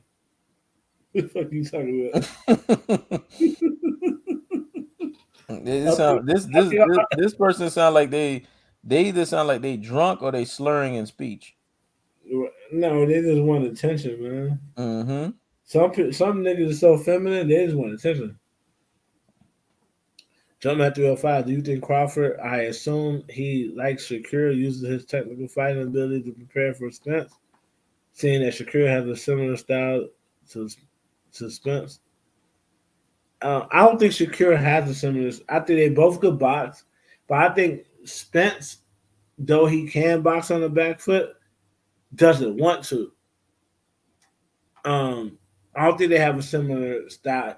There's nothing Shakur. He can't spar Shakur and get ready for Aerosmith Exactly. because Shakur don't hit hard enough. Mm-mm. He has to spar who? If I'm Crawford and I'm getting ready for Aerosmith, I'm not even sparring nobody at 147. I'm sparring people at 154 and middleweights Yep. to get ready for Aerosmith Jr. Yep. I'm sparring guys bigger than me. I'm getting used to getting hit like that. I'm getting used. Now I'm getting ready to fight the whole fight, not the box. To fight. Exactly. I'm not definitely not fighting a 135 pound, 130 pound guy. Now,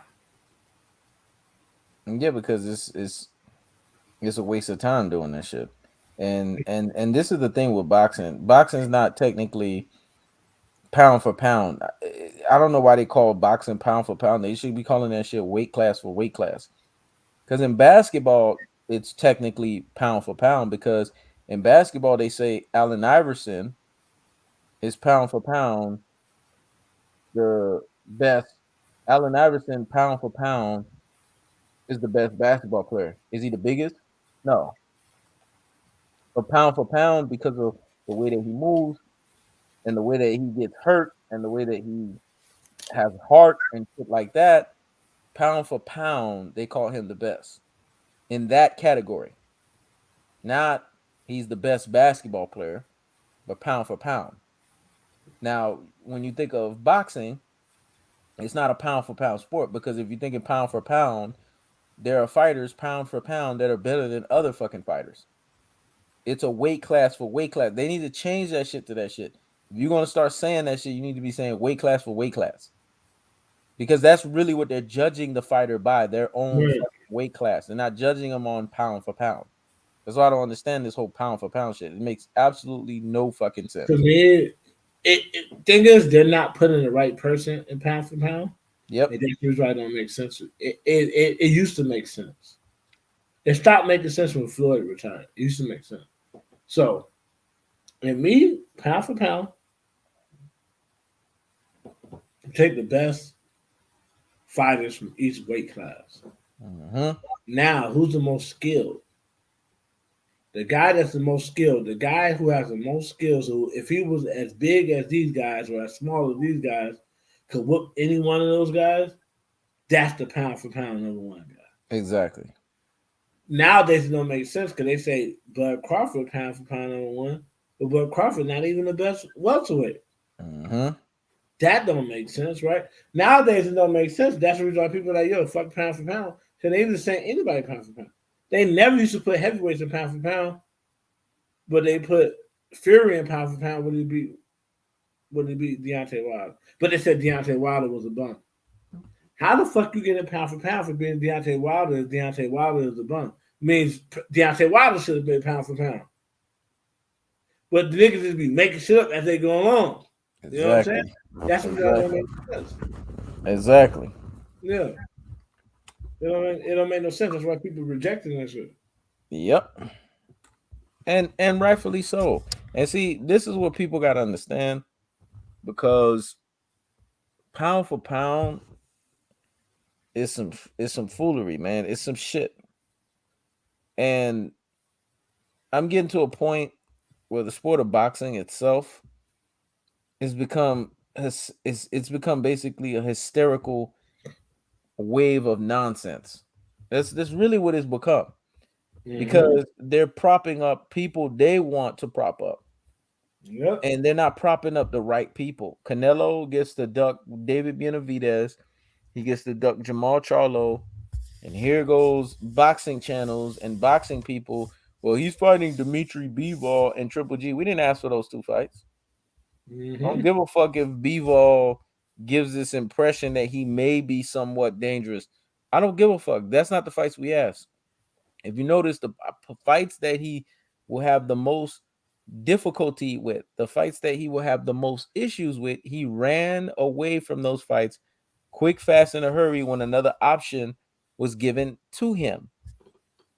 We wanted to see David Benavidez and we wanted to see Jamal Charlo, because if he fights those fights, he knows damn well they're not going to be no Jamal Charlo and then David Benavidez. He knows he's going to lose to Jamal Charlo, so there won't be no David Benavidez after that. That's why he wants 2 fight deals, so that it could be 2 fighters that he knows he can win and get through those 2 fights. Let's be honest here. It's to get through those 2 fucking fights. But fighting Jamal Charlo, you're not making David Benavidez fight next, because Jamal Charlo's beating the shit out of you. That's the thing. Whenever you're a great fighter and you're pound for pound, when you move up to a weight class, you're shooting for pound, you take on the best competition, because you have to, because you have competition in your weight class you didn't fight. So the thing is, if he wasn't going to fight Charlo or Andre, then he was supposed to fight not Kovalev, but the best 175 guy. Not Rocky Fielding, but the best guy at 168, which would have been Benavidez. He didn't do that. Why he didn't do that? Because unlike Floyd, people say he's not doing what Floyd is doing. He's actually choosing the weaker guy all the time. You're at middleweight. Middleweight guy is supposed to fight every champion at 160. Yep. Not the champions they want to fight, every champion. Exactly. But that's how you know you're dealing with weak people and a weak fan base. Because they want to keep this guy with as less losses as possible. They made excuses for why he don't got to fight champions. Exactly. Those champions didn't fight anybody. Man, if nobody want to fight them, how they gonna get fights? Exactly. They not avoiding fights. Nobody want to fight them. Yep. Come on, man. You know what I mean? Yep. That's what I said. That's what I tell you, motherfuckers. The only thing is, I wish I would have done shorts earlier. I love shorts. I'm waking up and seeing this video. Man, I did this video yesterday. Shit at 1.7 now. I love that. Y'all motherfuckers getting shorts. Shorts, man. And they bring in more loyal fan base. Yeah, exactly. Because the fan base, when they see the subscribe, they subscribe. They actually fucking subscribe. This subscribe count for me is going up. That shit say it's going up 28%, though. Damn. Because of fucking shorts. Motherfuckers, they hit the button. Y'all motherfuckers need to learn. Hit the fucking button. Donate to motivate. That's it. Mm-hmm. You see, we gave y'all just a little bit of boxing, and just to satisfy because Jumpman 305 donated. Right. And I gotta and when I get off this shit, because Jumpman's put it here, I have to split it with Ross. So I'm already looking at my Venmo so I can send the split, because this is a mutual shit that we doing. Mm-hmm. That's why you motherfuckers need to donate correctly. You know what I'm saying? Donate half the shit to me and half the shit to Ross. Off rip.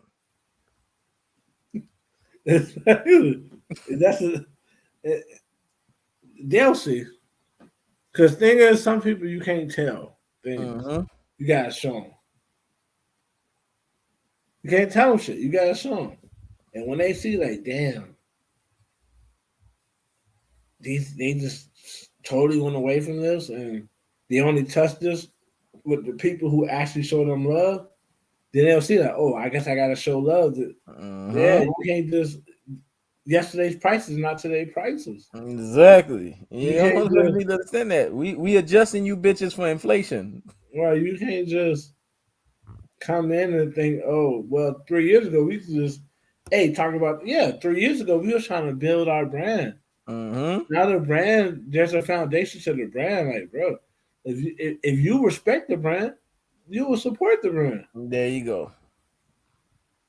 We ain't got time to waste with y'all, man. Right. Donate to motivate. You gonna hear me say that forever. Donate to motivate. You want some motivation? Donation, motherfuckers. Mm-hmm. It's that fucking simple. Ross, man. Closing thoughts, dog. Great live. Um, great response. Thank you. Great conversation. I'm looking forward to more lives. I'm looking forward to more conversation. Looking forward to more support. That's all I got to say, man. Man, Ross, as always, bro, you tore that shit up. You did your double dragon side of the aisle. We gave you guys entertaining conversation. Um, you guys walked out of this better, and you guys walk out of this with more knowledge, more wisdom, more understanding about emotions.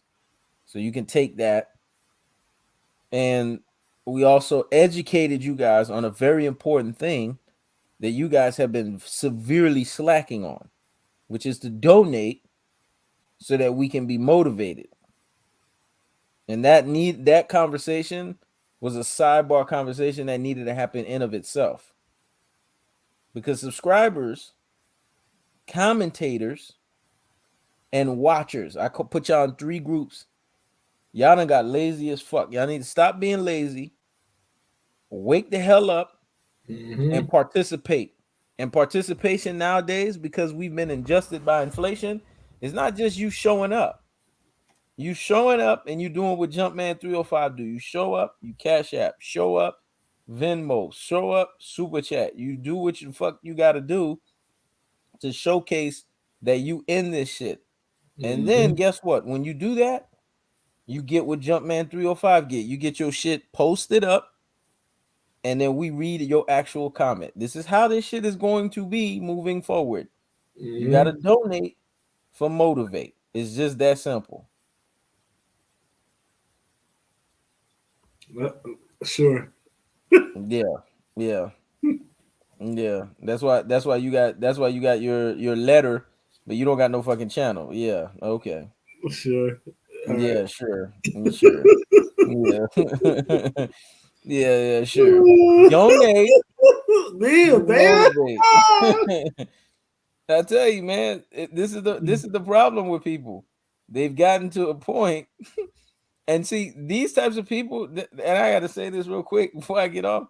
These are the type of motherfuckers. They'll go on another channel, salute, and they dropping $100. So what does that make you? Jumpman, salute. That Jumpman gonna keep us on this bitch. There you go, jump man. Demetrius versus David. How do you see it? Break it down. That's what I'm saying. Um, Demetrius Andre is very awkward, very skilled fighter. Hmm. He's very hungry because he's been being ignored and being disrespected. I see him finding a way to get the victory. Yep. I'm gonna tell you right now, for Demetrius Andrade versus David, the way that I see it is David has stepped up to the plate. He wants to fight any and every motherfucker. He's a dangerous fighter. That guy, boy, can box his ass off, but he got power like nobody's fucking business. Demetrius Andrade is awkward. He hasn't, as of late, fought any opponents that I could say that's on David Benavidez's level. But Demetrius Andrade is so skilled that he's going to put David Benavidez in a pickle, because David Benavidez's problem is he don't always come into these fights in top shape. He come in with that ilky fucking body. Mm-hmm. And Demetrius Andrade always come in looking good. You can say what you want about Demetrius Andrade, but he always come in his fights in fucking shape and ready to go.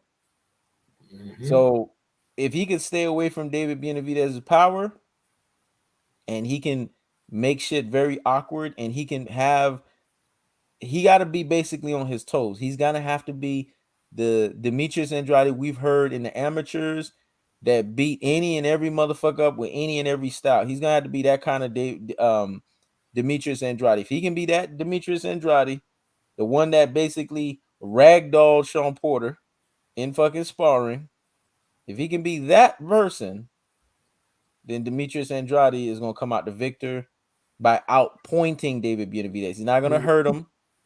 He doesn't have that kind of power. He's not going to knock him out. That's not Demetrius Andrade's game. So he can come out outpointing him. But on the flip side, if he gets touched up and he fuck around and get a 1-2 piece by David Benavidez, his ass can fuck around and get knocked out. Yeah, you could. So I'm just being honest with that. Because he's dealing with somebody that's a bigger guy than him, legitimately has power. And there's a reason why Canelo Alvarez, who supposedly has an iron chin, is ducking David Benavidez, because he knows that chin will touch that fucking canvas with David Benavidez's punch. Yeah, he And that's would. the facts. He would. He was getting hurt when he was fighting against Floyd. Yep. He was getting backed up against Floyd, so Canelo Alvarez ain't shit but LeBron James of boxing, man. Exactly. He's manufactured, man. Exactly. He's manufactured. Yep. And that's why he's fighting Dimitri Bivol. You see, anytime Canelo's fighting people, you got to start questioning why he's going that route of fighting those people. Dimitri Bivol, there has to be something. I bet you, I'm telling you, Ross don't laugh, because every time I've always investigated on why Canelo fights somebody, I always find that oh shit, that's why he's fighting that motherfucker. Here's the loophole on why he's fighting this person. There's a loophole there. I'm telling you guys this shit right now. Y'all can trust me. Y'all can believe me if y'all want or not. There's a loophole as to why he's fighting Dimitri Bivol. It could be Dimitri Bivol was laid the fuck off. It could be there was something in the clause where Dimitri Bivol is not going to do the full 9 to 13 week training camp. There's something there. Right. And we're going to find out later on what the fuck it was. Floyd Mayweather be the 15-year-old Canelo. There you go. You can't make this shit up, man. You can't make this shit up. Last time I checked, Canelo was 23, right? So how the fuck was he 15? And when Floyd was beating motherfuckers up, as a champion, Floyd was 18, 19 years old. When Floyd fought Gennaro Hernandez, that was a hell of a fight. He was 20 years old. He was still a kid. 20 fucking years old. He was a kid. He wasn't even expected to win that fucking fight. And he went in there and beat that savvy veteran that was sneaky and slickery as fuck and won the fight. And nobody said Floyd was 20 years old. Floyd went out there and handled the shit. Y'all sit here and say that Canelo's great as he is. I don't want to hear that shit. 23 years old. He's grown. In boxing, he's beyond a grown man. Tyson was 21 when he did his shit. Muhammad Ali, 21 when he did his shit. So what is Canelo? Age was never an excuse until Canelo. Exactly. That's when you know you're not great. Yep. You can say that shit again. And that's the reason why I don't subscribe to LeBron. Too many excuses was made for him, and it was the one thing that they made him, and he rejected them, but he accepted those excuses. He accepted them shits. And when he accepted them, you can't respect that.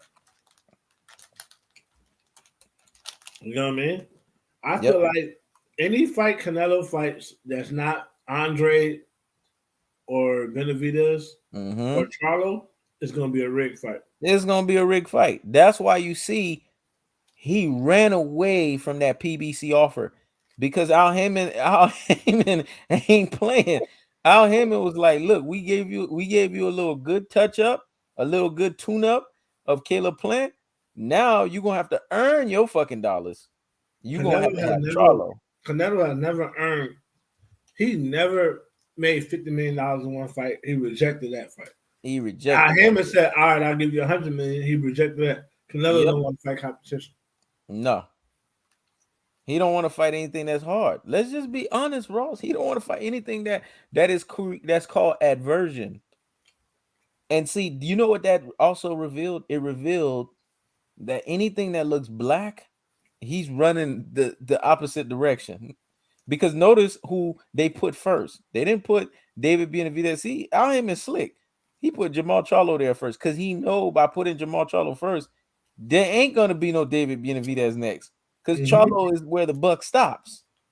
He knows Mm-hmm. that. And see, Al Heyman is such a shrewd businessman. He knows if he puts Jamal Charlo first, Canelo's not gonna make it to the second fight. So not only did he made his money off Canelo, Canelo's not gonna make the full money because Canelo ain't making it to that next fight. And So, Canelo do that. and Canelo knows that, and that's why Canelo's like, fuck that shit. And that's why he sued Oscar De La Hoya, because Oscar De La Hoya, towards the end of the contract, said, look here, eventually You gotta fight somebody. you're gonna have to fight Jamal Charlo. And that's when you notice Oscar De La Hoya all of a sudden got a problem with, Canelo all of a sudden got a problem with Oscar De La Hoya. Yep. None of that shit was a problem until Oscar De La Hoya said, look here, motherfucker, now you need to start fighting Jamal Charlo. Now it became a problem. And it became a problem. All I'm saying,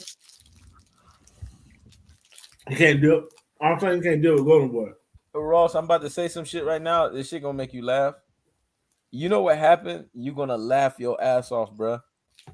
Canelo Canelo tried to dump the Iyanga Makabu fight on his quote unquote trainer. When they asked Canelo, how did that fight come about? This is how you know Canelo is not loyal to nobody but his damn self. He said, oh, my trainer, Eddie Reynoso, had recommended for me to take on the fight. But wasn't he pushing for the fight? Who's the person that have the last say so on a fight happening? It's Canelo. Right, you're the fighter. When the public said we don't want that bullshit fight, now you want to turn it on the trainer? Come on, man. But that's the reason why. That's the reason why they be having a trainer as a manager. Mm-hmm. It makes no sense to have a trainer as a manager. Yep. These people have trainers as managers. These motherfuckers be fighting who they want to fight. Because the trainer there to train, not to tell you who to fight. They had a trainer as a manager so they can say, oh man, I just fight who in front of me.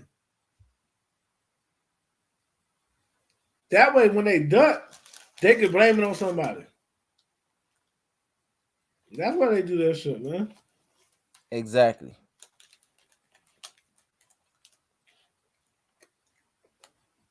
Exactly. You're right. Canelo and Bud, same shit. All of a sudden, even though I do want Bud to win the shit against Bob Aaron. Bob Aaron was cricket, but Bud was doing that cricket shit for years. Exactly. So soon as it comes time for him to fight Errol Spence, he got a problem with Bob Aaron. Exactly. He a slick motherfucker, boy. Exactly. Beyond slick.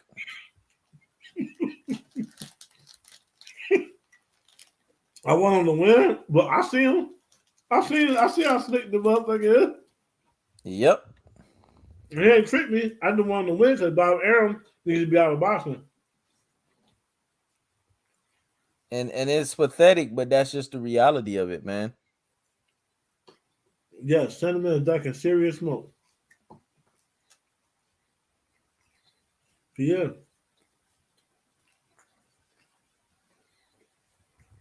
You know what, Ross, man, and I'm gonna say this with the lightest heart. B-Vol, I don't know what y'all think is going on here. B-Vol is set up to be paid to lose, man. Any fight that Canelo accept, it's automatic paid to lose. You gotta automatically say that in your brain. Automatically. You can't even, if Canelo is clamoring to fight you, there's something off. Right there, Mark. The dudes that blockbuster fights Yep. in two weight classes, Yep. 160 and 168. Yep. Nobody care about the Bivol fight or the Bitterbeef fight. Nobody gonna watch that shit. No. So in fact, this nigga want to take those fights, and not the fight that's gonna be automatic classic fights with Andre and Charlo. Let you know, man. He don't fear those guys, Mm-mm. but he feared Charlo, Andre, and Benavidez. Exactly. So And it's any if very he clear that he fears them because he's getting now real money to fight them and he's still ducking. 100 Like mil. you guys are not challenging that. And that's why honestly, Ross,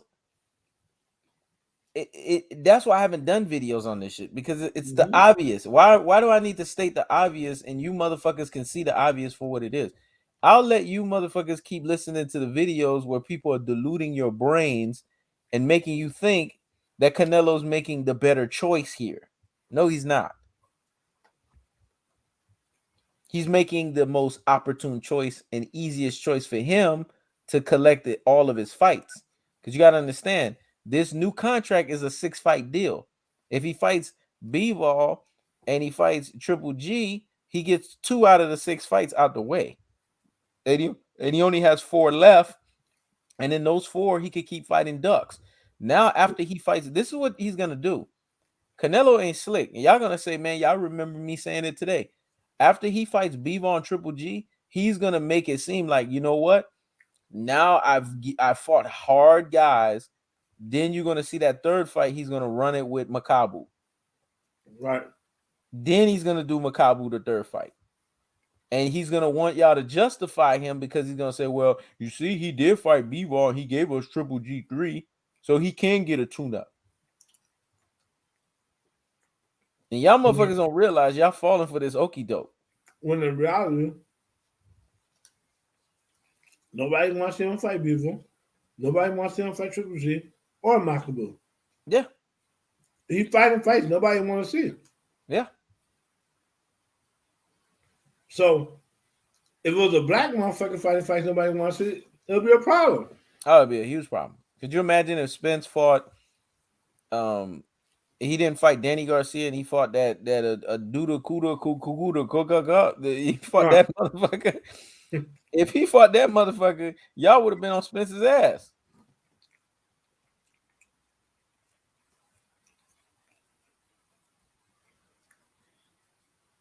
He said, I thought Brown was a better boxer versus Arthur. When he was first, he was controlling the fight. He just didn't have the toughest or the power. Well, the thing is because think about it, Brown never got no chin, man. Exactly. He chinny as a motherfucker, man. So I never had faith in Brown. Nah, never. And you could tell Brown was suspect since the Badu Jack fight because Brown had to cut Badu Jack up real good just so that he could win the fucking fight. Brown revealed himself in that fight that he has to take extreme measures to either be in the fight or to win. That he can't just do it off of his own true grit. So yeah, a guy like Arthur Beterbiev that has natural power land on this motherfucker, he's gonna get his ass up out of there. And I'm gonna tell you right now, there was a fight. Me and Ross watched that fight. It was so many years ago. It was a Haitian dude that fought.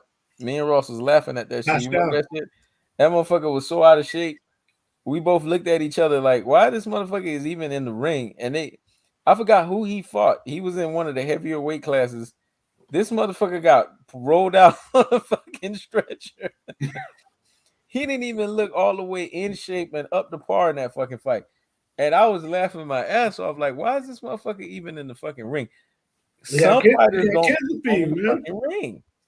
Yeah, kids to feed. So fuck it. You're go there and get whooped. Yep. But think about Brown. I never respected Brown because Brown low key looked as if Kevin Durant was trying to sneak into a boxing match. Yeah. This nigga like Kevin Durant, man. Yeah. He's still as fuck. Like Kevin Durant, like the man on the basketball court, but in a boxing ring, nah, he'll get flatlined. He look goofy. He like Kevin Durant, man, in that bitch with Mm-hmm. big ass boxing gloves on, and he can't take no punch. Every time he get hit flush, he be out on his feet, man. So I never had faith in him. Jumpman 305. Fuck 175.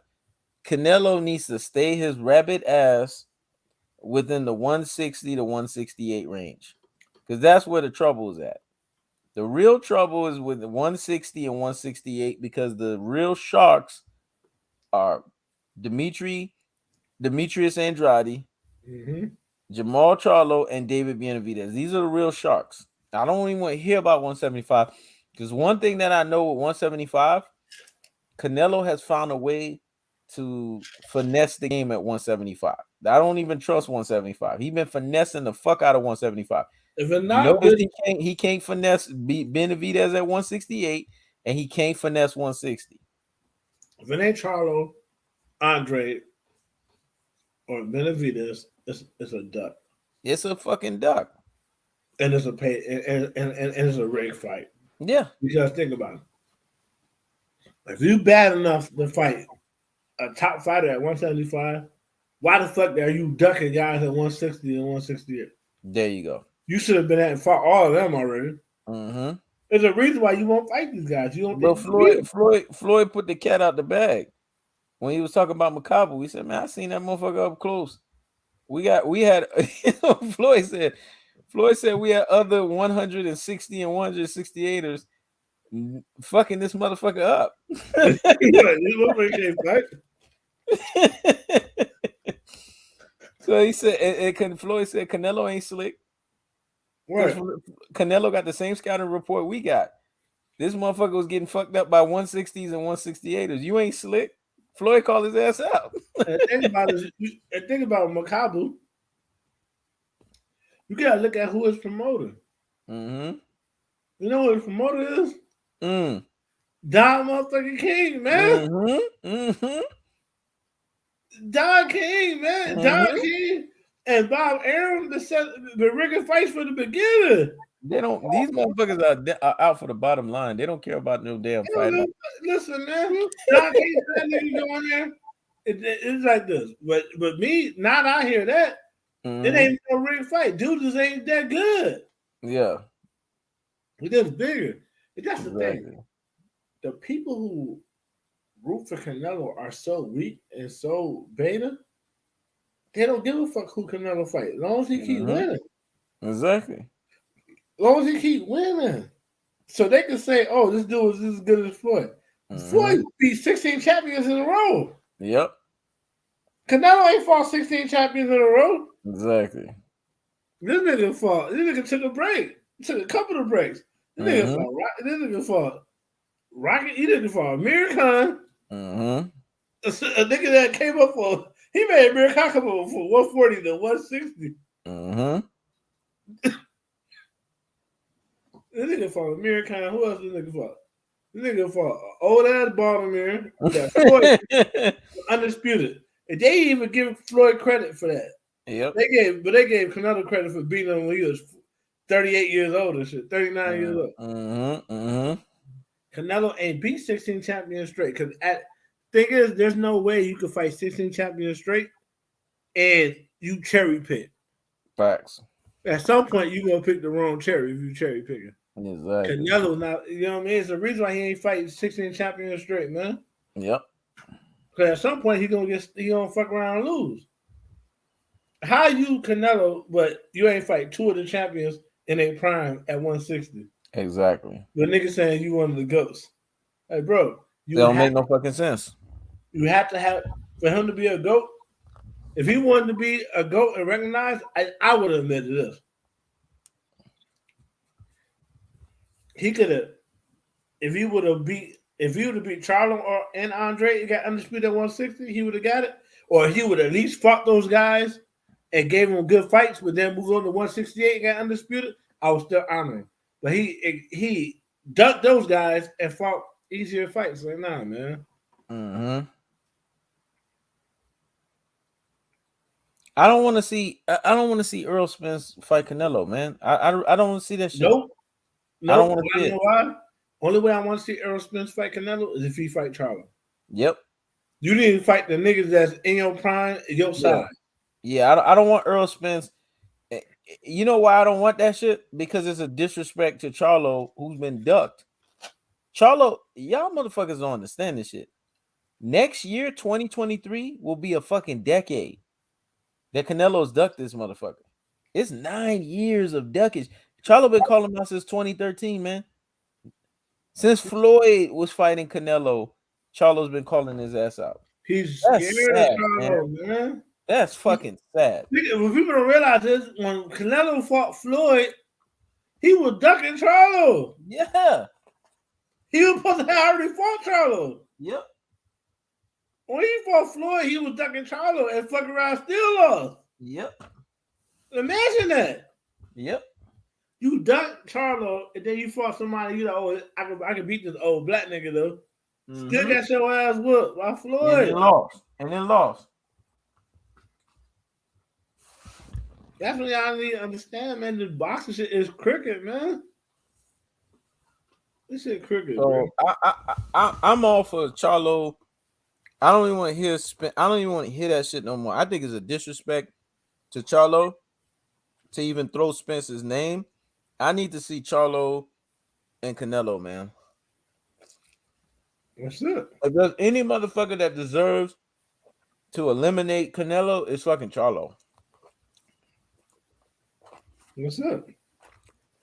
And you think me and Ross have fun with you, Dennis Ugas and Manny Pacquiao? Shit.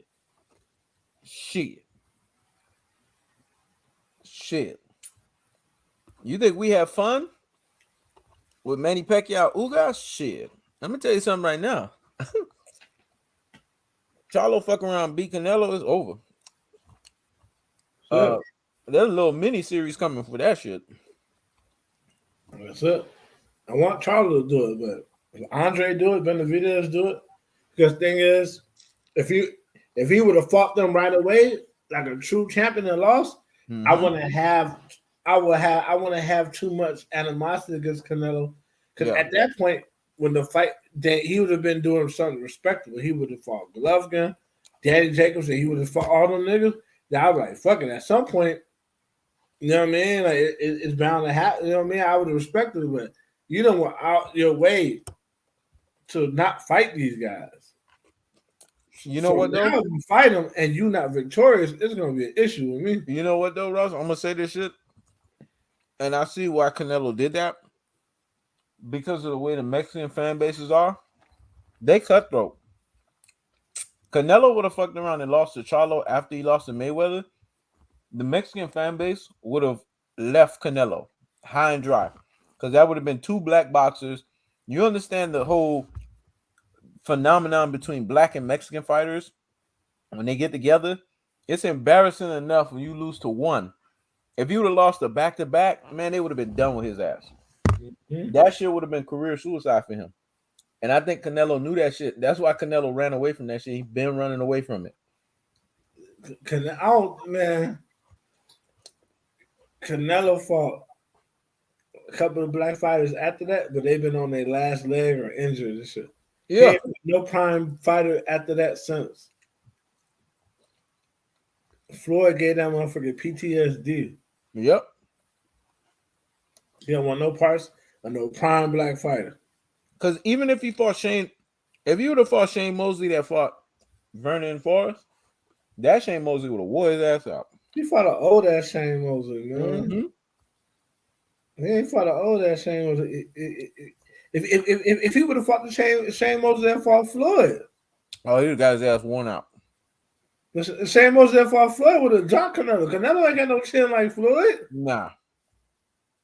He was fighting Floyd, and Floyd was backing him up. Floyd small. Yep. With little hands. Imagine, bruh. This nigga got hit flush. Yep.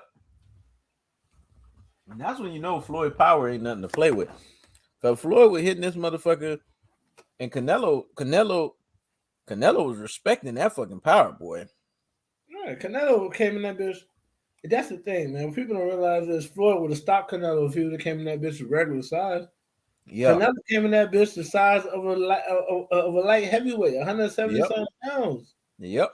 Same thing that Tyson Fury be coming in 30 pounds heavier than than Deontay Wilder because he don't want to get stopped Yep. because of physics. It's not that he got so much chin. If you got a chin, you won't get dropped.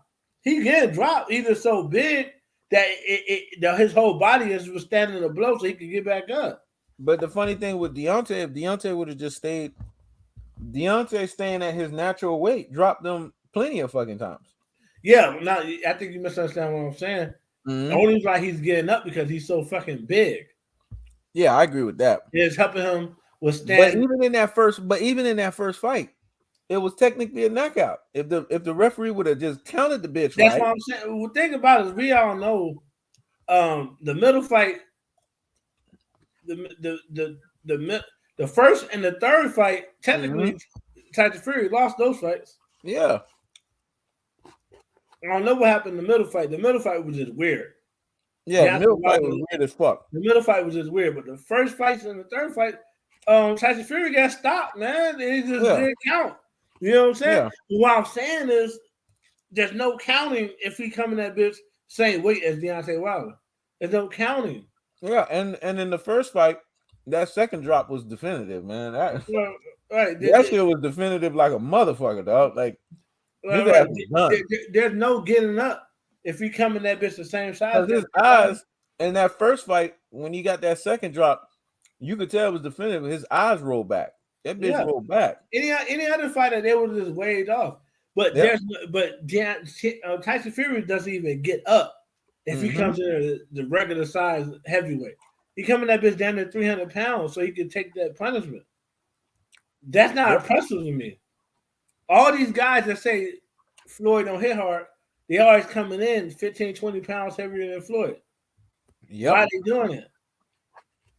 Because they know they got the scouting report that Floyd's body work is what knocks you out. They know Floyd hit hard. That's the reason why they coming in heavy like that. To be able to withstand that shit. You know what I mean? Because Floyd, all these niggas came in down there super middleweights and big as hell. It's still low. Floyd do what Spence do, but he does it deceptive. Spence does it in your face with the body. Floyd does it deceptive. Mm-hmm. But it's the same shit Floyd do. He breaks your ass down through the body, but Floyd do it in a very deceptive way. Spence do it in a I'm gonna do it in your face, and you ain't gonna stop that shit way. Spence let your ass know I'm breaking your ass down from the body.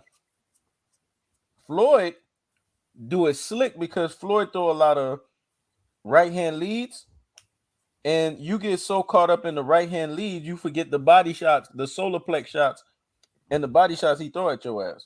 Mm-hmm. While he's to set up those right hand leads. So I say Floyd breaks you down, but he breaks you down deceptively. Mm-hmm. And to me, that's the difference. But I feel like he's still doing the same shit. Him and Earl is still doing the same shit. They just going about it a different way.